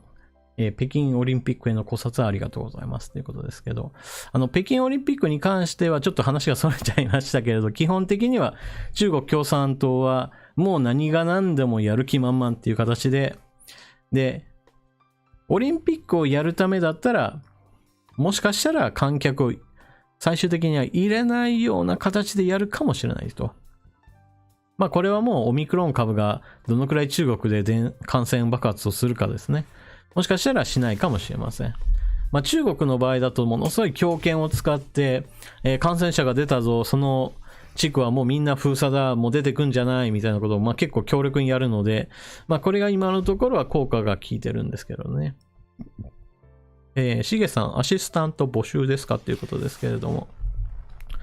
まあ残念ながらアシスタントを雇うほどの収入がないので、なんとか、アシスタント兼恋人を募集しますって感じですね。トワさん、志のない政治家にとっては人権とかどうでもええんよ。そうなんですよね。まあこの前の WTA がこの中国の人権問題に関してはものすごい批判と同時にもう中国での大会をやらんと、まあこういったことを言ったわけなんですけれども、残念ながらですね、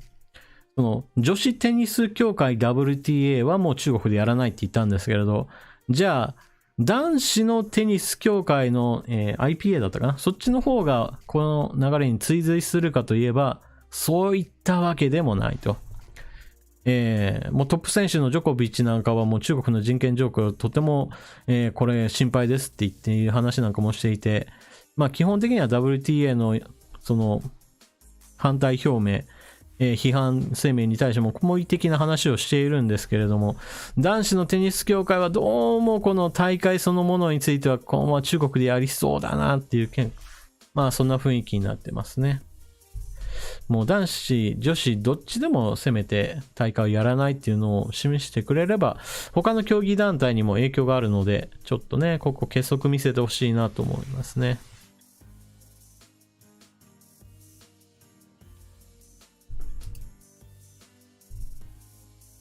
総文教さん、スポーツは男子が主流なのにってまあまあ、女子と男子の、まあ、比較論では、まあ、テニスの場合だとそれほど、男性のみっていうわけではないですからね。まあ確かにスター選手的なものはちょっと男子の方が多いのが現状ですけれども、ワイノールマさん、奥さん候補みんなで探しましょう。まあ奥さん候補はね、まあ、最終的にはもうこの YouTube で、募集かけようかなとかちょっと思いますよね。まあ、2020年私はちょっと、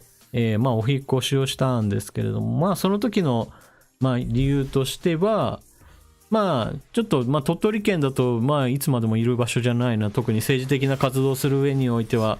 ちょっと都会に出んとなっていうのを思ったんですけど、まあ同時に人の多いところに行ってちょっと恋人をっていうことも考えたりもしたんですけど、まあ残念ながら今のところ全く進展なく、まあ何しろ新型コロナのこともあって、まあほとんど人と出会うことはなかったですからね。コグマブリュースさん、氷河期を防ぐにはどうすれば、氷河期を防ぐにはどうすればなんですけれども、先ほどの原因にもよるんですよね。さっき言ったような温暖化が進むことによって地上にある氷が全部溶けて海に流れ込んで、その海に流れ込んでしまうのが水、つまり塩分濃度を薄めてしまう。塩分濃度を薄めてしまうと海流に影響が出る。海流に影響が出ると、特にヨーロッパ方面の海が寒冷化してしまって、小氷河期が最初の第一歩になってしまうという、まあ、このパターンに対しては、まあ、そもそも温暖化をなんとか止めないとっていう話にはなるわけなんですけど、他にも氷河期が来るパターンその2は、そもそも太陽の活動が低下してしまうっていうパターンもあるので、もうこっちになったら正直防ぎようがないんですよね。まあ、この場合だと逆に温めないといけないっていう話にはなりますから。なのであくまでも人類の引き起こしたものに対しては人類で何とかしないとっていうところですね。太陽が原因の場合だとちょっと人類に抗うことができるのかはちょっとわからんですよね。温室効果ガスを使って、まあむしろ逆に温めるっていう方向へとまあそこまでいくかちょっとわからないですけどね。まあとにかく太陽の動きっていうのがもしかしたら鍵を握るかもしれないので、今は二酸化炭素排出の話ばっかりがメインですけれども、もしかしたら太陽の働きがグイーンと、まあほんの数%落ちただけでも地球にとってはとんでもないことが起こるかもしれないですからね。鳥取には人面カメムシが政治化していました。まあ容姿に関しては私は言わないですよ。まあそもそもあの人に対しては別に私は容姿で批判しているわけではないですから、あくまでも、韓国に利用されるその歴史観であるとか政治家としての働きっていうのが私は問題だと思っております。レンさん、うちの娘はいかがですか？ 31 歳です。ありがとうございます。いや、もうぜひともお見合いをしましょうかみたいな話ですよね。いいんじゃん。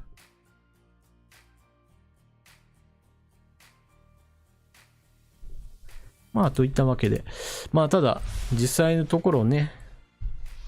まあ、そういったことも一人で活動する限界っていうのはちょっと感じるのは、まあ、結構たびたびあるものなので、まあ、いずれはそういったことも考えないとね、と。まあ、それに、一人でやってると問題があるっていうのは、結局のところ、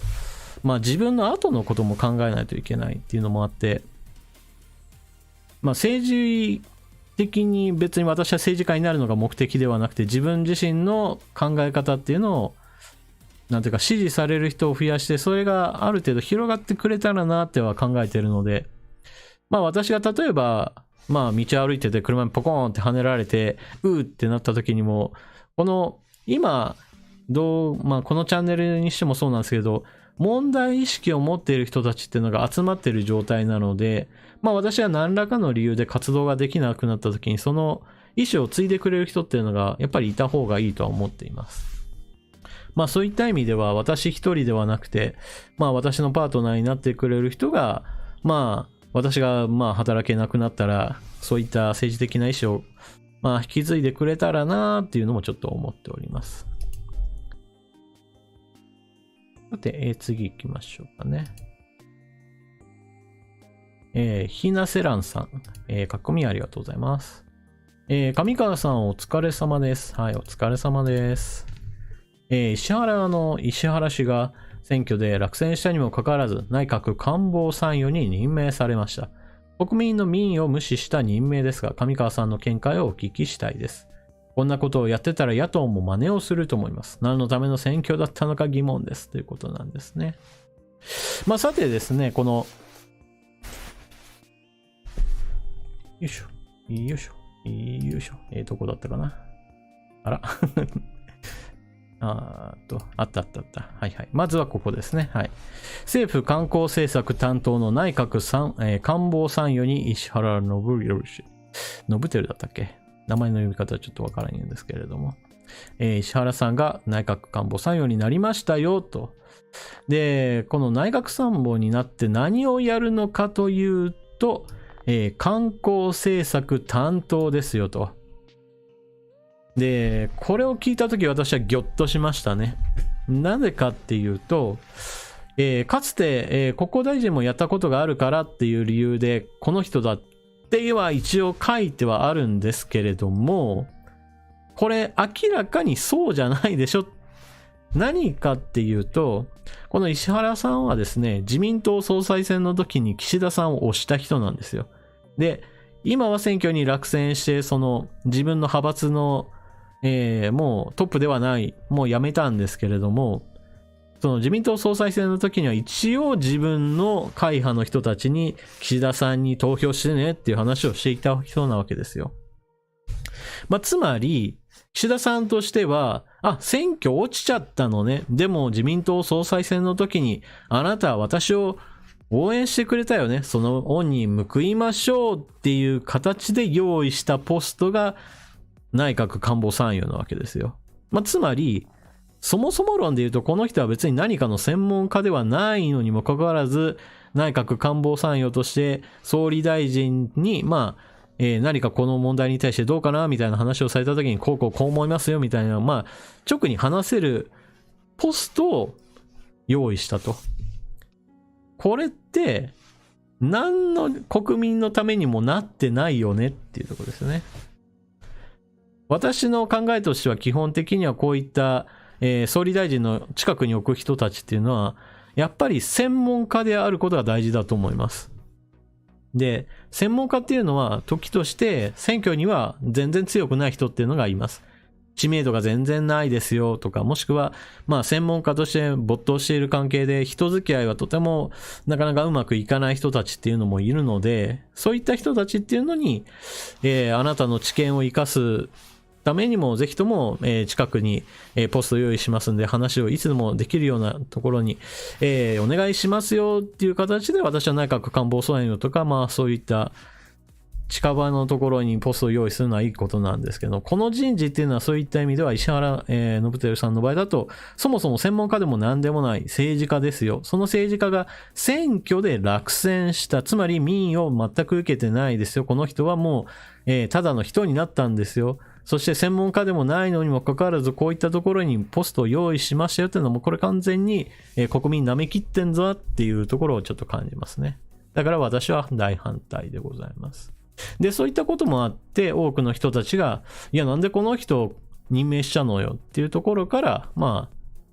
任命に抗議しますというのがツイッター上でものすごい多くの人たちの支持を受けたと。で、これがですね、まだただの名誉職ですっていうんであればまあいいんだけれどもとはちょっと思うんですけれども。で、実際には報酬としてはちゃんと出ますよと。非常勤の国家公務員の扱いとなり、報酬は1日26,400円ということで、月給としてはまあ80万円ぐらいになるんじゃないかなということになっております。で、80万円ぐらいの、まあ、給料が期待できるってなれば、まあ少なくとも本人はまあいいのかな。まあいいのかなって言うと変ですけど、まあこの税金が結局のところ特に意味のない人に渡ってしまうっていうね。これが何かの専門家ですよっていう人に80万円渡すんだったら、その分だけの仕事をしてくれたらいいのになって思うんですけど、まあ石原さんの場合だとポストがあっても別に何も仕事できないだろうなとしかちょっと思えないので、この無駄金になったなっていうふうに私は思いますね。というわけで、ひなせらんさんの書き込みに対しては、まあ石原さんを内閣官房参与にしたのは基本的には税金の無駄遣いだし、で、そもそもなんでこんなポストを用意したかっていうと、自民党総裁選の時に応援した石原さんに対する、まあ、恩返し的な意味でポストを用意したと。でもそんなもん国民のためには何にもならないですよ。あくまでも岸田さんと石原さんの間だけでの個人的な話じゃないのまあっていうところで、ちょっと突っ込みを入れたいところでございます。まあ、さすがにこれ野党も真似をするかっていうと、まあ、真似するやり方としては、まあ、例えば、衆議院選挙の時に落ちた有名な、議員さんとしては、立憲民主党であれば、まあ、辻元さんがいますと。で、辻元さんを例えば、この後、立憲民主党が、自分の党好きの何かそういった、地元のなんていうかな、党の団体とか政党職員とかそういったところで雇う形で、まあ、お金を出すっていうことはあると思います。まあ、このあたり有力候補者に対するある程度その党で、支援するっていう形はあると思いますね。まあ、これはまあ、以前から行われていることだとは思いますね。というわけで、書き込みありがとうございます。まあ、この後、石原さんが次の参議院選挙にくら替えとかね、まあそういうのもちょっとあるかもしれんなとは思いますね。で、なんでかって言ったら、まあ、地元の選挙で落ちたんだったら比例であるじゃないかっていう、まあそういった手がありますからね。で、比例名簿の順位を上の方にしてしまえば、正直、誰でも受かる、まあ誰でも受かるって言うと変ですけど、自民党で比例名簿1位とかになったらもう、なんていうかな、本当にもう誰でもいいんじゃないかなっていうぐらいに通っちゃうので、まあ先ほども述べたように、まあ総裁選の時応援してくれたからっていう形での、まあ恩返しをする可能性もちょっとあるかなと。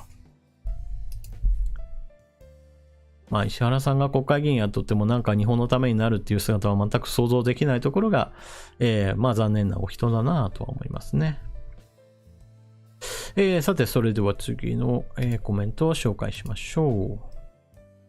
う。さらに中国人権問題と台湾有事への対応を全く語らない岸田政権に対する疑問。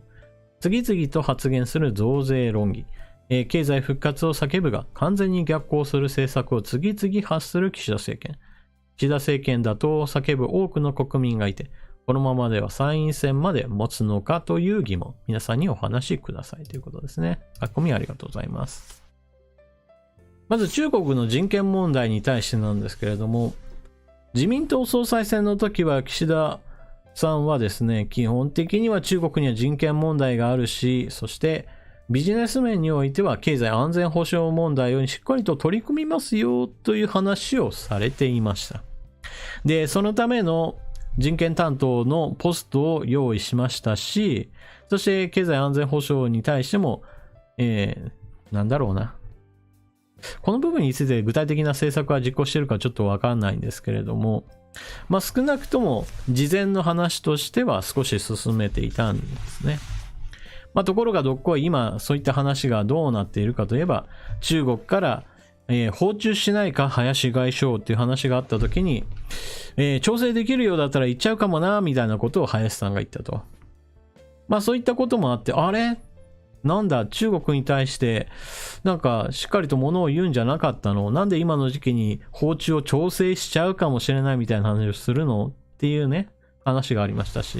まあそもそも人権問題担当のポストを作ったにもかかわらず、じゃあ中国に対して、マグニツキ法に当たるような人権問題を理由とした制裁法案っていうのを出したのって言われると、今のところその気配が全くありませんと。じゃあ何のためにポストを作ったのって話になったら、どうやら、保守派に対する私は中国問題をしっかりと取り組みますよという、いわゆるポーズだけ取ったんじゃないかなっていうのが今の現状です。ポーズするだけだったら、まあそれは誰にでもできるだろうっていう話なので、これはちょっとね、評価を点としては私はむしろマイナスです。やりますって言った上でやらないんだったら、はっきり言ってこれは悪質なわけです。もう最初からやらないっていうんだったらもう最初から論外だからいいんですけど、こういった風にして、もう最初からいかにもやりますって言っておきながら全くやる気を見せないっていうのはものすごく悪質ですね。で、外務省もこれに関しては一応、経済安全保障とかもしくは人権問題に対して取り組むっていうこともあって、専門の部署を取り組みますよ、作りますよっていう話なども出ております。だからこれもポーズだけで終わらないようにしてねとしかちょっと言えないところですよね。流れとしてはちょっといいんですけれども、実際的には看板だけ用意したけれど中身スッカスカっていう感じにはなりそうに。さてそれ以外の増税論議なんですけれども、増税の方についても少し話が進んでいて、どうもこちらの方も増税の方に走りそうだなっていう話がちょこちょこ出ております。あれ、分配の話をしようとしてたんじゃないの岸田さんって思うと、増税しちゃったら分配どころじゃないでしょっていう話ですよね。経済発展、成長してその果実をみんなに分け与えましょうっていう話があるんだったらまだいいんですよ。ところが、経済発展の話はどちらかというと、お金の出し渋りしてんじゃないのっていう状態で、一方において増税だけ進めてしまったら当然のように、分配どころじゃなくて、これは国民からのお金をもっともらいますよ。みんなの、手元の資金なくなっちゃいますよっていう話ですから、これものすごい、経済に対するブレーキをかけちゃうんですよね。だから、口では経済復活だって言っておきながら、やろうとしてるのが増税だだったら、これじゃ何にもならないと私も思います。ただしですね、このあたり政治に対して関心が高い人だったら、なんか今の岸田政権言ってることは中国に取り組むって言ってたのにやってることはやってないじゃないかとかいう感じで分かってると思うんですけれども、残念ながら実際の行動としては多くの国民はまだちょっと気づいてないんじゃないかなっていうふうに思っております。で、多くの国民が気づいてないんじゃないかと私が思っている理由っていうのが、それこそ、新聞各社が行う世論調査においては、世論のこの支持率が何かものすごい雪崩を打ってガツンと落ちているかというと、そういうわけではないと。支持率で言うと、まあ残念ながら、まああんまり変わってないよなっていうのが私の感じですね。まあそういった意味ではもうちょっとね、なんか国内政治についての発信もしないとなと思うところでございます。続いては兵庫加古さん。日本が中国にこれからの接触のあり方、岸田政権に不安しかありません。上川さんのお考えをお聞かせください。夜のライブはありがとうございます。ということですね。ありがとうございます。私も兵庫加古さんと思いは間違いなく一緒だと思います。動画の中でも何回かちょっと話はしているんですけど、岸田政権に不安しかないってなんか繰り返し言ってる動画なんかも私あるんですけれども、まあ自民党総裁選の頃からそうなんですけど、岸田さんに対する私期待値が全然ないんですよね。この人になれば何かが良くなる的な感じは全く持っていない状態で持って実際にやる行動もやっぱりダメなのかみたいな感じもするので、だから期待値が低い上にその期待値がやっぱり上がることもなく結局のところマイナス点をつけるような政策をボンボン出すもんだからってため息が出ますね。結構基本的には私はまあ高市さん推しだっていう話は以前からしていますけれども、このね自民党の中のいわゆる権力闘争みたいな話になってなかなかこの日本の政治が良くならんっていうこの状況はものすごくもどかしいものがあります。一般の人たちにしてみるともう自民党全体が悪いっていう、見方になっちゃうんですけれども、自民党の中にも、日本のために頑張ろうとしている人たちもいるのでね、その人たちがなんか浮かばれないなっていうところですね。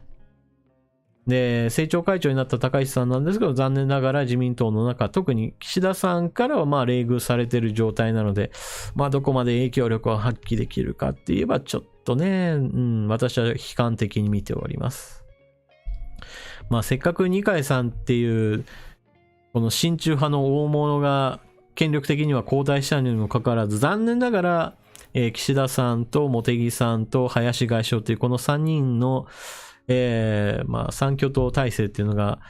あくまでも親中派の世代交代に過ぎませんでしたよって話になろうとしているのが私はとっても悲しいところでございます。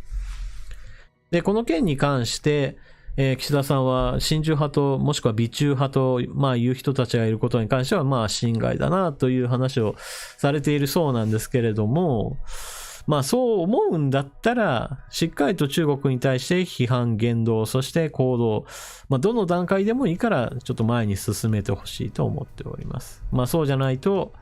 このままだと、親中派もしくは美中派のレッテルが剥がれないぞというところですね。それでは次、ガロさんの書き込みをご紹介します。どうしてもこの時世、パンデミックと台湾情勢、不安を抱えながら年も暮れようとしています。そうですね。来年はどんな年になるとお考えでしょうか。上川さんの意見を伺えたらと思います。ということですね。書き込みありがとうございます。まずパンデミックについて言うと、オミクロン株については今のところ感染力は上がりますよっていうことが出てきていますけれども、毒性や病原性について上がるかどうかについては、今のところ不透明というところなので、このあたりについてはちょっとわからないなと。ただし、オミクロン株なんですけれど、ワクチンを打った人の場合だとどうもデルタ株と大して変わりなさそうだなっていうのが今のところ私の印象なので、世界レベルで言うとワクチンを打ってない人はたくさんいるので、その人たちがかかってしまうことによって被害は出るのは避けられないかなと思うんですけど、一方で日本だけっていうことを言うと、どうやらオミクロン株はデルタ株を超えないんじゃないかなというのが私の考え方です。ワクチンの効果っていうのは基本的には感染予防効果と重症化予防で言うと、後ろの重症化予防の方が今はとっても大事だと思っていて、日本の場合だと高齢者だともう 90% 以上の人たちがワクチン接種が終わってます。で、この状態で今、日本政府が進めているのは3回目のワクチン接種、ブースター接種なので、おそらくはオミクロン株が流行ったとしても3回目接種とちょうど勝ち合うような形になって、被害はある程度低減できると思うので、日本の場合だと、それほども気をつけるというか、そこまで壊滅的なダメージを受けることはないと。だからここから問題なのはどちらかというと、経済回復の方にどれだけ政府が関与できるかだと私は思っております。なので世界的に見ればオミクロン株が流行ることによってワクチン接種が受けられていない国々においては被害が出るんだけれども、日本は一方で経済回復どうするか、そこがまさに政府の腕の見せ所として、失敗すれば日本経済だけがもうメタメタだよっていうひどい状態になってしまうっていうね、そういうことをちょっと考えております。なので来年はね、どんな年になるんだろうなっていう意味で言うと、参議院選挙もあるし、参議院選挙の前だと経済対策にお金出してくれるはずなんだけどなという、ちょっとね、このあたり岸田政権がどう動くか、ここがちょっと見どころであります。あとは選挙の時にどういう結果が出るかですよね。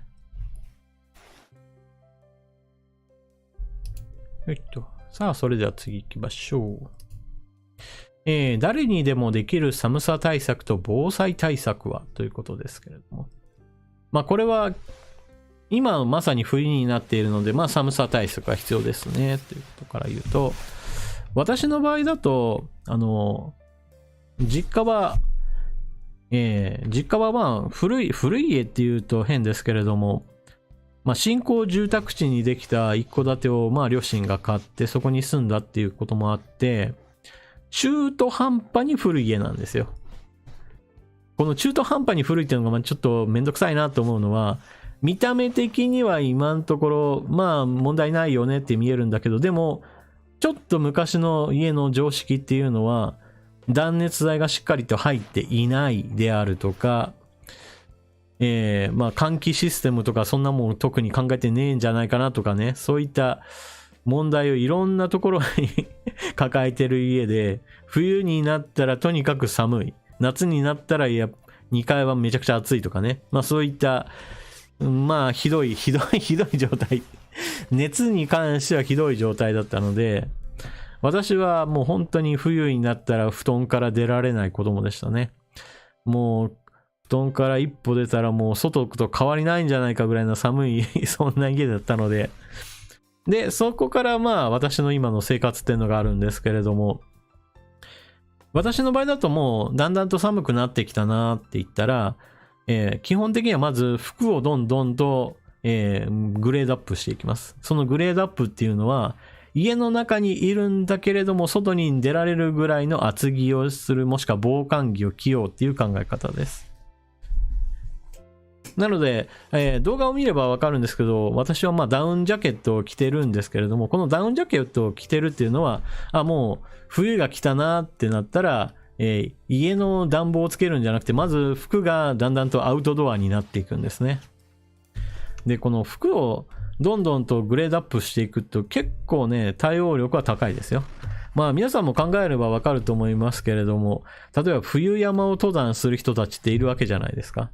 で、あの人たちが対応できるようにしてるのは結局のところマイナス何度になっても、全く問題なく、歩けるよっていうぐらいの、まあ、防寒対策をするわけです。まあそれを考えると家の中っていうのがマイナス何度になるってことは基本的にはないので、まあそういった意味では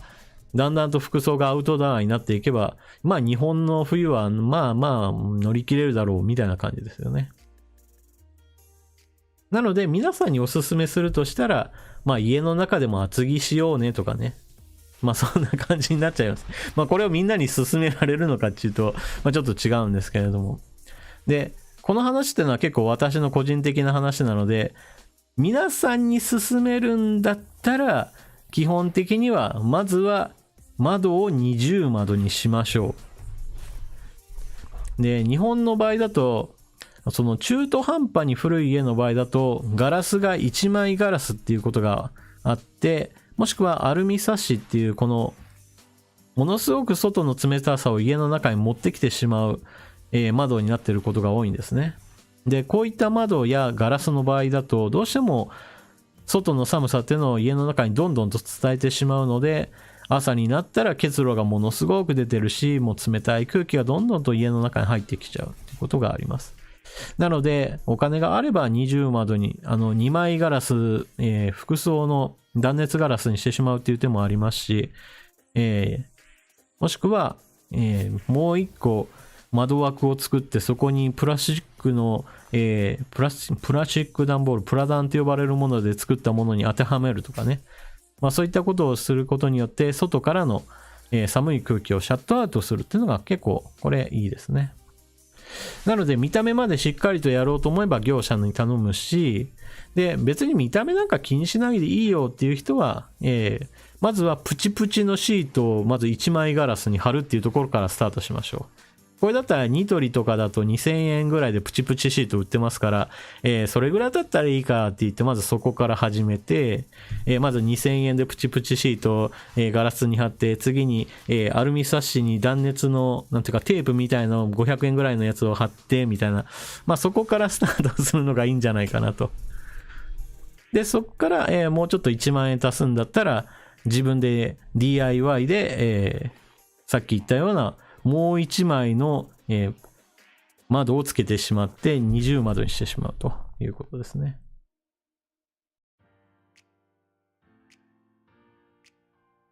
そうですね。ペアガラスに変わるっていうのが基本的にはそれが一番いいですね。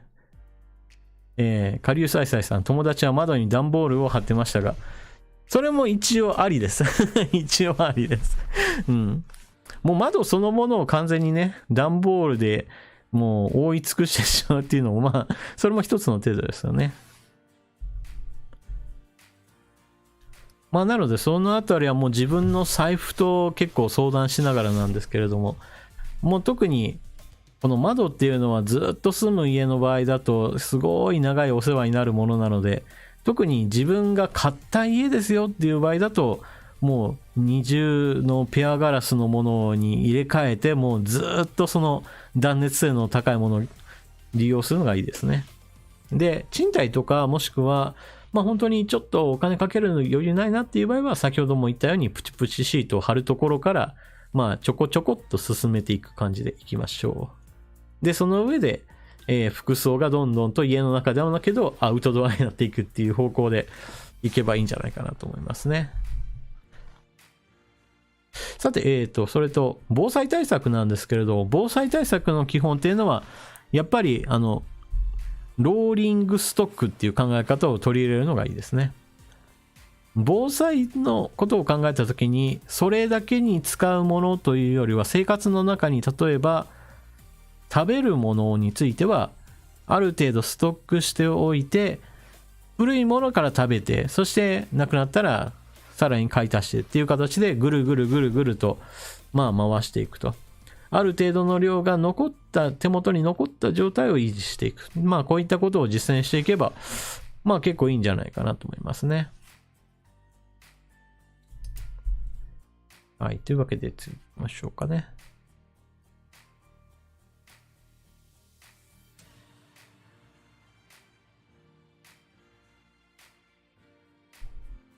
はい。というわけで次いきますよ。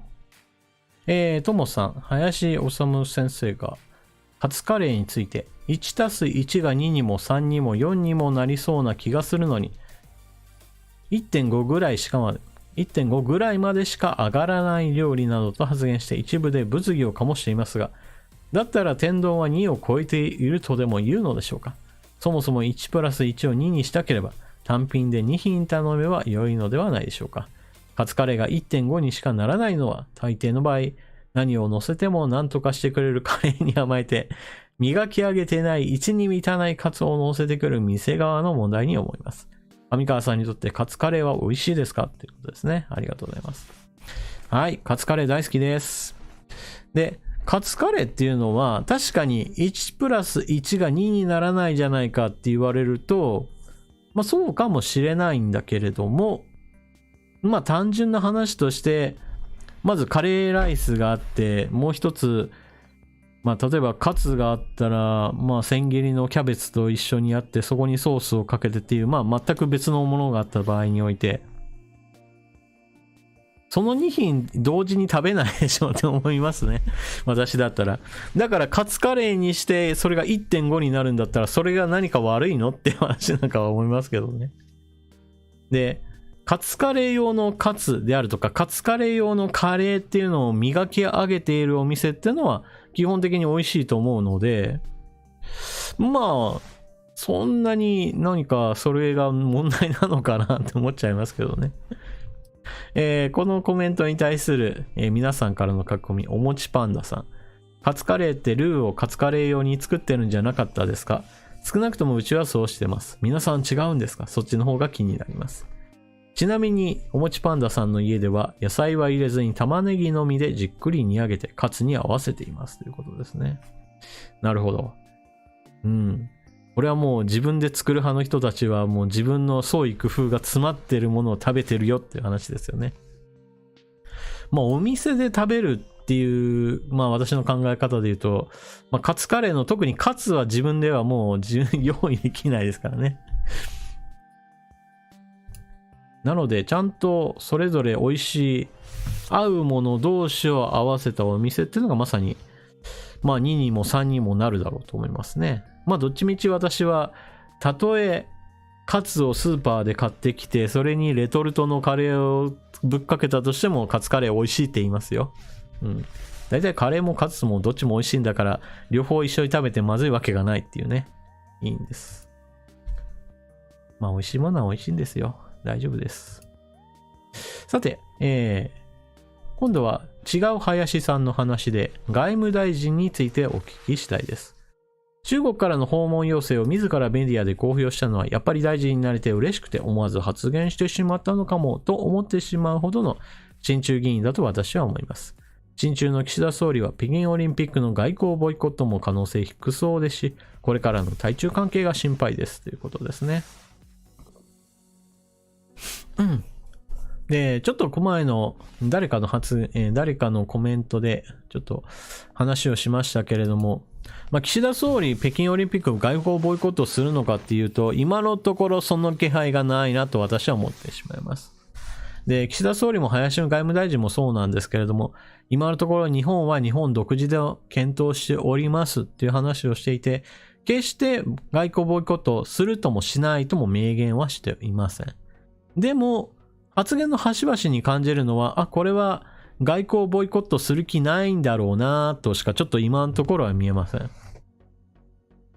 というのも、なんか中国に対して厳しく当たってる様子っていうのが今のところ全然見れないからですね。もしもそういうのを事前にやっているんだったら、今検討中ですっていう話をされたときに、これは前向きなのかなと思うんですけど、今のところ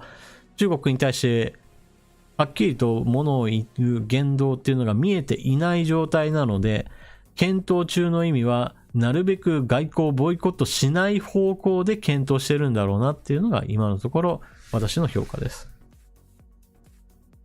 で、私自身はどういう考え方をしているかっていうと、外交ボイコットはすべき派です。で、選手に関しては私はオリンピックである以上、別に政治的な話題とはちょっとかけ離れて、自分の競技に集中する形でオリンピックに出てもらえれば私は全然問題ないと思ってます。で、一方において、じゃあ政治家がそれに対して言って、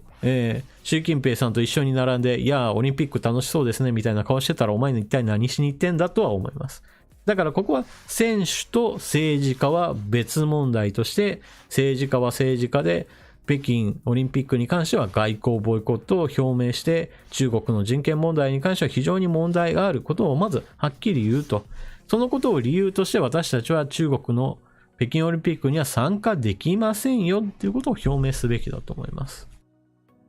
で、この時にですね、日本だけがポコーンと浮き上がるっていうのはあまり良くないと思っているので、同時に今検討しているよって言ってるバイデンさんやもしくはイギリス、オーストラリアと、やはりここは、事前の連携っていうのを深めるべきだと思います。なんだったら、連盟みたいな形、もしくは共同声明っていう形で外交、ボイコットっていうのを発表するべきだと思います。どこかの国が一つだけ言うというよりは、もう共同声明っていう形で、我々はっていうことをちょっと頭につけた形での、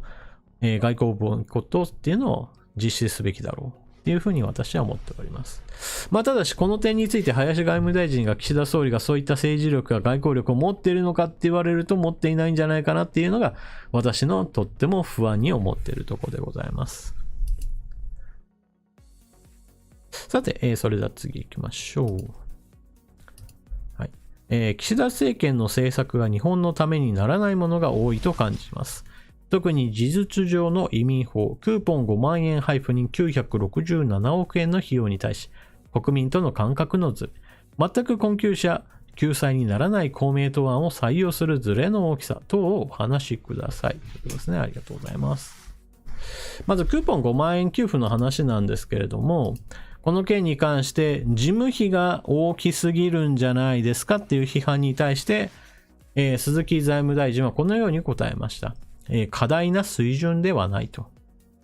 で、この話ちょっと気をつけなければならないのは、鈴木財務大臣は一体何を言っているかと言われれば、クーポンを配るお金としてはこのぐらいかかるんですよ、過去の事例と比べればっていう話をしてるんですけど、国民の不満はそこじゃないんですよ、ポイントとしては。そもそもクーポンを配るのにこんなにお金がかかるんだったらやらん方がいいでしょ。特に現金5万円を配るのに300億円程度っていうことも聞いてるので、それの3倍程度クーポンの方はかかってしまうと。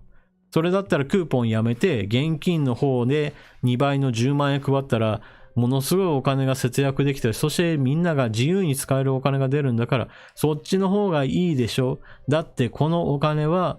経済不要のためとかではなくって困窮者のためのお金なんだから使い道を限定する方がおかしいじゃないのっていう話なんですよね。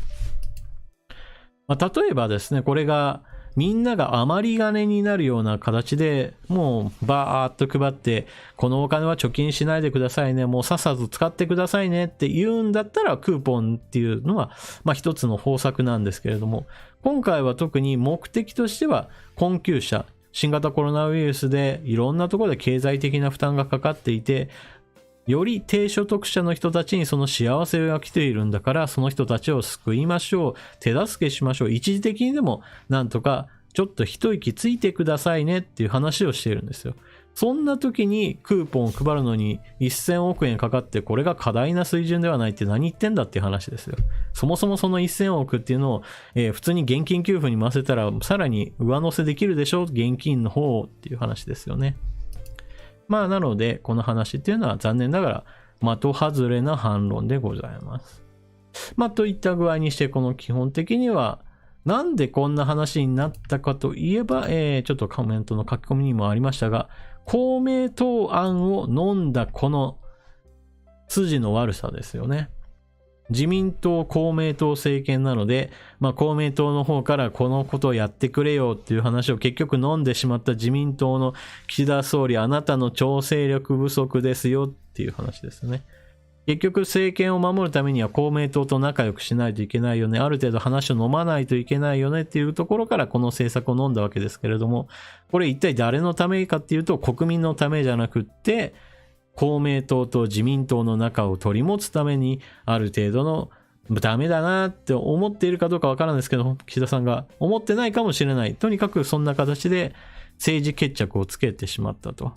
もう本当にダメダメでございます。だから基本的には私はクーポンじゃなくて、配るんだったら現金なら現金で一本化すべきだと思っております。本当ね、公明党との縁を切らないとね、自民党がさらに悪くなるし。で、自民党だけでも親中派や親韓派がいるっていう問題が抱えてるので、それに輪をかけてさらに公明党が悪さをするっていうところで、もう本当ね、もう勘弁してくれよっていうところでございます。そういったこともあるので、私自身は、健全な野党が育ってほしいし、で、健全な野党っていうのがもうはっきりと言えないような状態なので、私は自分でそういう自分の政治的な発言に政治力の影響力を持たせたいなっていうふうの思っているから、いつかは政治家にっていう話をするわけです。このあたりですね、本当どこかの政党がしっかりとやって、この政党、野党が伸びてくれたらもう万々歳だって、もう素直に心から言えるような政党があれば、本当に別に私自身が政治家を目指す必要なんて全然ないんですよね。私自身はそんな元から政治志向がものすごく強くってボランティア活動してその中でもう政治に目覚めてとかそういうのじゃないですからね。もう普通のもうごくごく一市民として生活している中で、もうこの政治状況どんどん今後悪くなっていくし、日本が悪くなるってことは結局日本人全体にこの悪さっていうのがどんどん広がっていって、低所得者が増えていけば基本的には国がどんどん乱れていくわけですからね。海外の事例と考えた場合において、この貧困っていうのは人々の心を本当に荒廃させていくんですよね。今だと犯罪率っていうのはある程度下がってはきてはいますけれど、これはこれからね、貧困層が増えていけば、どこかの時点で何かの敷地を超えた時にものすごい微罪についてはもう日常的に目にするようになって、誰も言葉に出さないような時期っていうのが絶対来ちゃうと思うんですね。今だったらちょっとした犯罪っていうのが目立つからこそ放送されたりするんですよ。例えば、私が駐輪場に止めていたバイクが誰かに盗まれてしまいましたなんていうニュースが全国ニュースになるのは、それがまだまだ珍しいみたいな感じで伝えられている時なんですよね。それが本当に日常的に起こるような状況になってしまったら、もうそんなものを放送するようなことがなくて、もっと凶悪なレベルの犯罪っていうのが件数が増えて、みんなの関心事がそっちに移って、そういった今映っているような交通事故でこんな事故が起こりましたなんていうニュースじゃ済まないような、そんな時代が来ちゃうんじゃないかなと思っております。まあなのでね、本当一市民の私はそういった政治的な発言をどんどんと増えてしまう現状っていうのは、基本的に今の日本の状況っていうのが悪いからだというふうに思ってますね。さて、それでは最後のコメントを紹介しましょう。キャットウェルカミングさん、飲みに行く約束がなきアーカイブで拝見しますということですね。ありがとうございます。大丈夫です。アーカイブ残しますんで、生放送が見れなかったとしても別に後から見てもらえれば全く問題ありませんですよ。はい。というわけで本日はですね、21件のコメントを中心にして皆さんとのチャットを進めてまいりましたよと。誰かの、もう一個ありましたな。2さんの書き込みもありました。忖度して石原伸晃を参与として迎えるのはどのような意図があるのでしょうか。石原派の取り込みですか。民意として選挙に落選してノーを突きつけられた人物になぜ重用しようとするのか、どう思われますかということですね。これは他の方の書き込みで一応取り上げましたが、基本的には、自民党総裁選の時に応援してくれた石原さんに対する、まあ一応取り込みなんでしょうねっていうところから、専門家でも何でもない人にポストを用意して、まあある程度これからも政治家として活動できる、まあなんていうかな、居場所を用意してあげたと。今後、参議院選挙の時にもしかしたら、まあ小選挙区で戦わないでいいようにして、まあ例えば比例名簿上位の方に入れて、石原さんを国会議員に戻す、そんな算段ももしかしたら木田さんの中では考えているかもなというふうに思ってしまいます。なので基本的には国民のためとかね、そういった観点は全くゼロだと思います。今回のこの内閣参謀関与に対しては。まあそんなものに対してね、国民からいいよねとはちょっとね、とてもじゃないが、評価できるものではありません。はい。じっとな。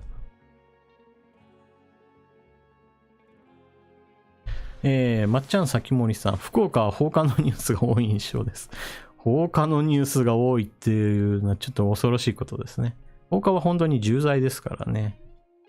まあでも、今後っていうか、放火はどちらかというと、犯罪率という意味ではちょっと違うかもしれないですけど、まあでも心がすさんでくると何をするかはちょっとわからないですからね。武藤由紀子さん、幸子さんですかね。移民政策始めたら外国人犯罪報道しなくなるでしょうねっていう。確かに今のところはですね、残念ながらテレビ報道は特に目立ってやってないと思いますね。インターネット上の記事なんかで見ると、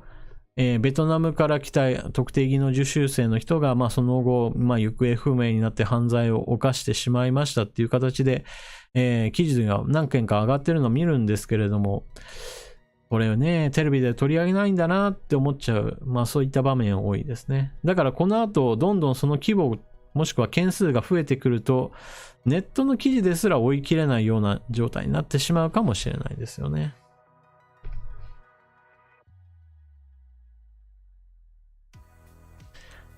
桜島俊さん、こんなことだけ手回しが良い。越後やお主も悪いよのという、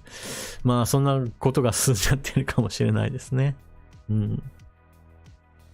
佐野博さん、武田恒康さん、少子化対策に子供1人当たり1000万円給付っておっしゃってましたね。一生で平均1人3億円の経済価値があるとのこと。まあ、このあたりですね、基本的に少子化対策に何が一番効くのかって言ったら、まあ、ものすごく安直ではありますが、でも一番効果が高いと言われているのが、はっきりとお金を用意することです。で、お金を用意することに関しては批判的なことを言う人たちっていうのがいるんですけど、その批判の理由っていうのはどちらかというと、その倫理上の問題の話をされることが多いんですよね。つまりお金のために子作りするのかとっていう今言い方をして批判される方たちがいるんですけど、今の問題っていうのは結局のところだんだんと手取りの収入っていうのが右肩下がりになっている状態の時に、夫婦が積極的に子供を作る話になるかって言われるとならないでしょっていうのが今の圧力がかかってるんですよね、少子化に。で、この件に関しては、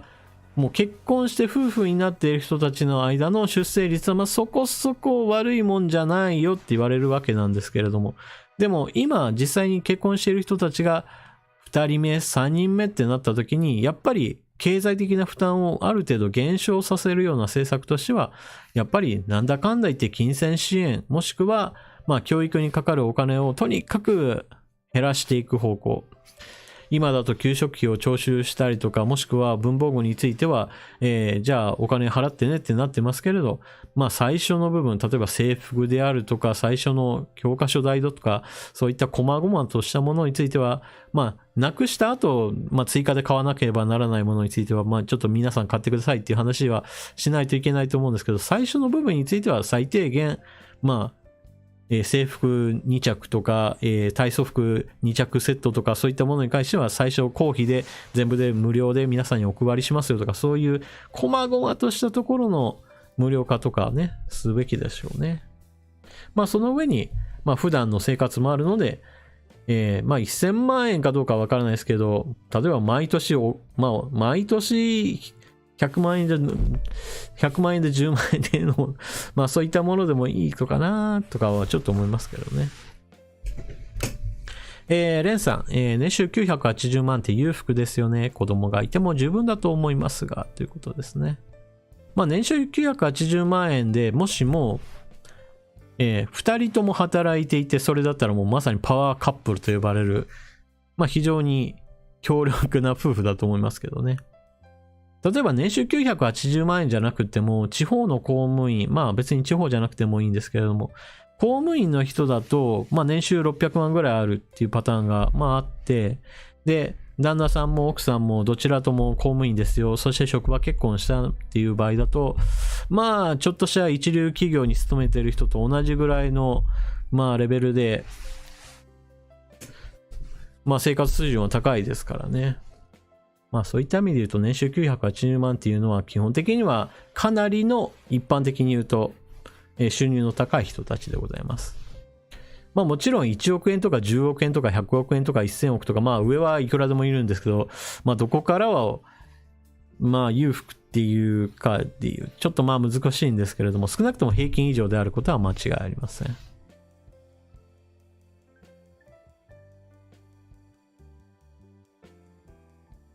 よいしょ。というわけで、まあ今日は21時からスタートしたので、23時半ぐらいという感じで、今日はここまでにしましょうかね。う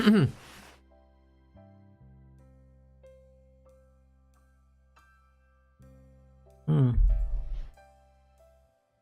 そうですね。日本人以外の子供ばっかりが増えていくっていうのも、ちょっと割合としてね、良くないですよね。ミスター DC5R さん、エアコン室外機のレアメタルが狙われています。そうなんですよね。特に日常的に私たちの生活の中にあったものがどんどん盗まれるっていうことが起こってますよね。まあ公共施設であるとか廃屋の、蛇口が盗まれているのはなんでかって言われたら、まあそれは真鍮を取るためですよって言われたり、もしくは、まあ廃車なんだけど廃車をもう丸ごと取っていてなんだろうと思ったら、まあ、環境対応のためのそういった触媒を後から取ってくるとか、まあもしくは鉄くずそのものについても金になる。そして、まあ、お金になるっていう意味でと、橋の欄干についていた銘板、もう橋の名前の銅板とかを取って何になるんだろうと思ったらそれは売れるんですよとか。まあ、もしくは排水口にかぶせてある鉄製のグレーチングと呼ばれるような、まあ網目状かもしくは、格子状のものがまあごっそり盗まれていてなんだろうと思ったら、まあやっぱりそれもお金をまあ換金するため、鉄くずとしてのまあ利用っていう形で。まあとにかくいろんなところで物が盗まれますよと。まあだから今だと農産物なんかも結構盗まれる事件が多発してますよね。収穫間近の何々が取られましたっていう話になったら、作ってる人にしてみれば、もう1年間かけて育てたものが丸ごと盗まれてましたよみたいな話も結構ありますからね。うん。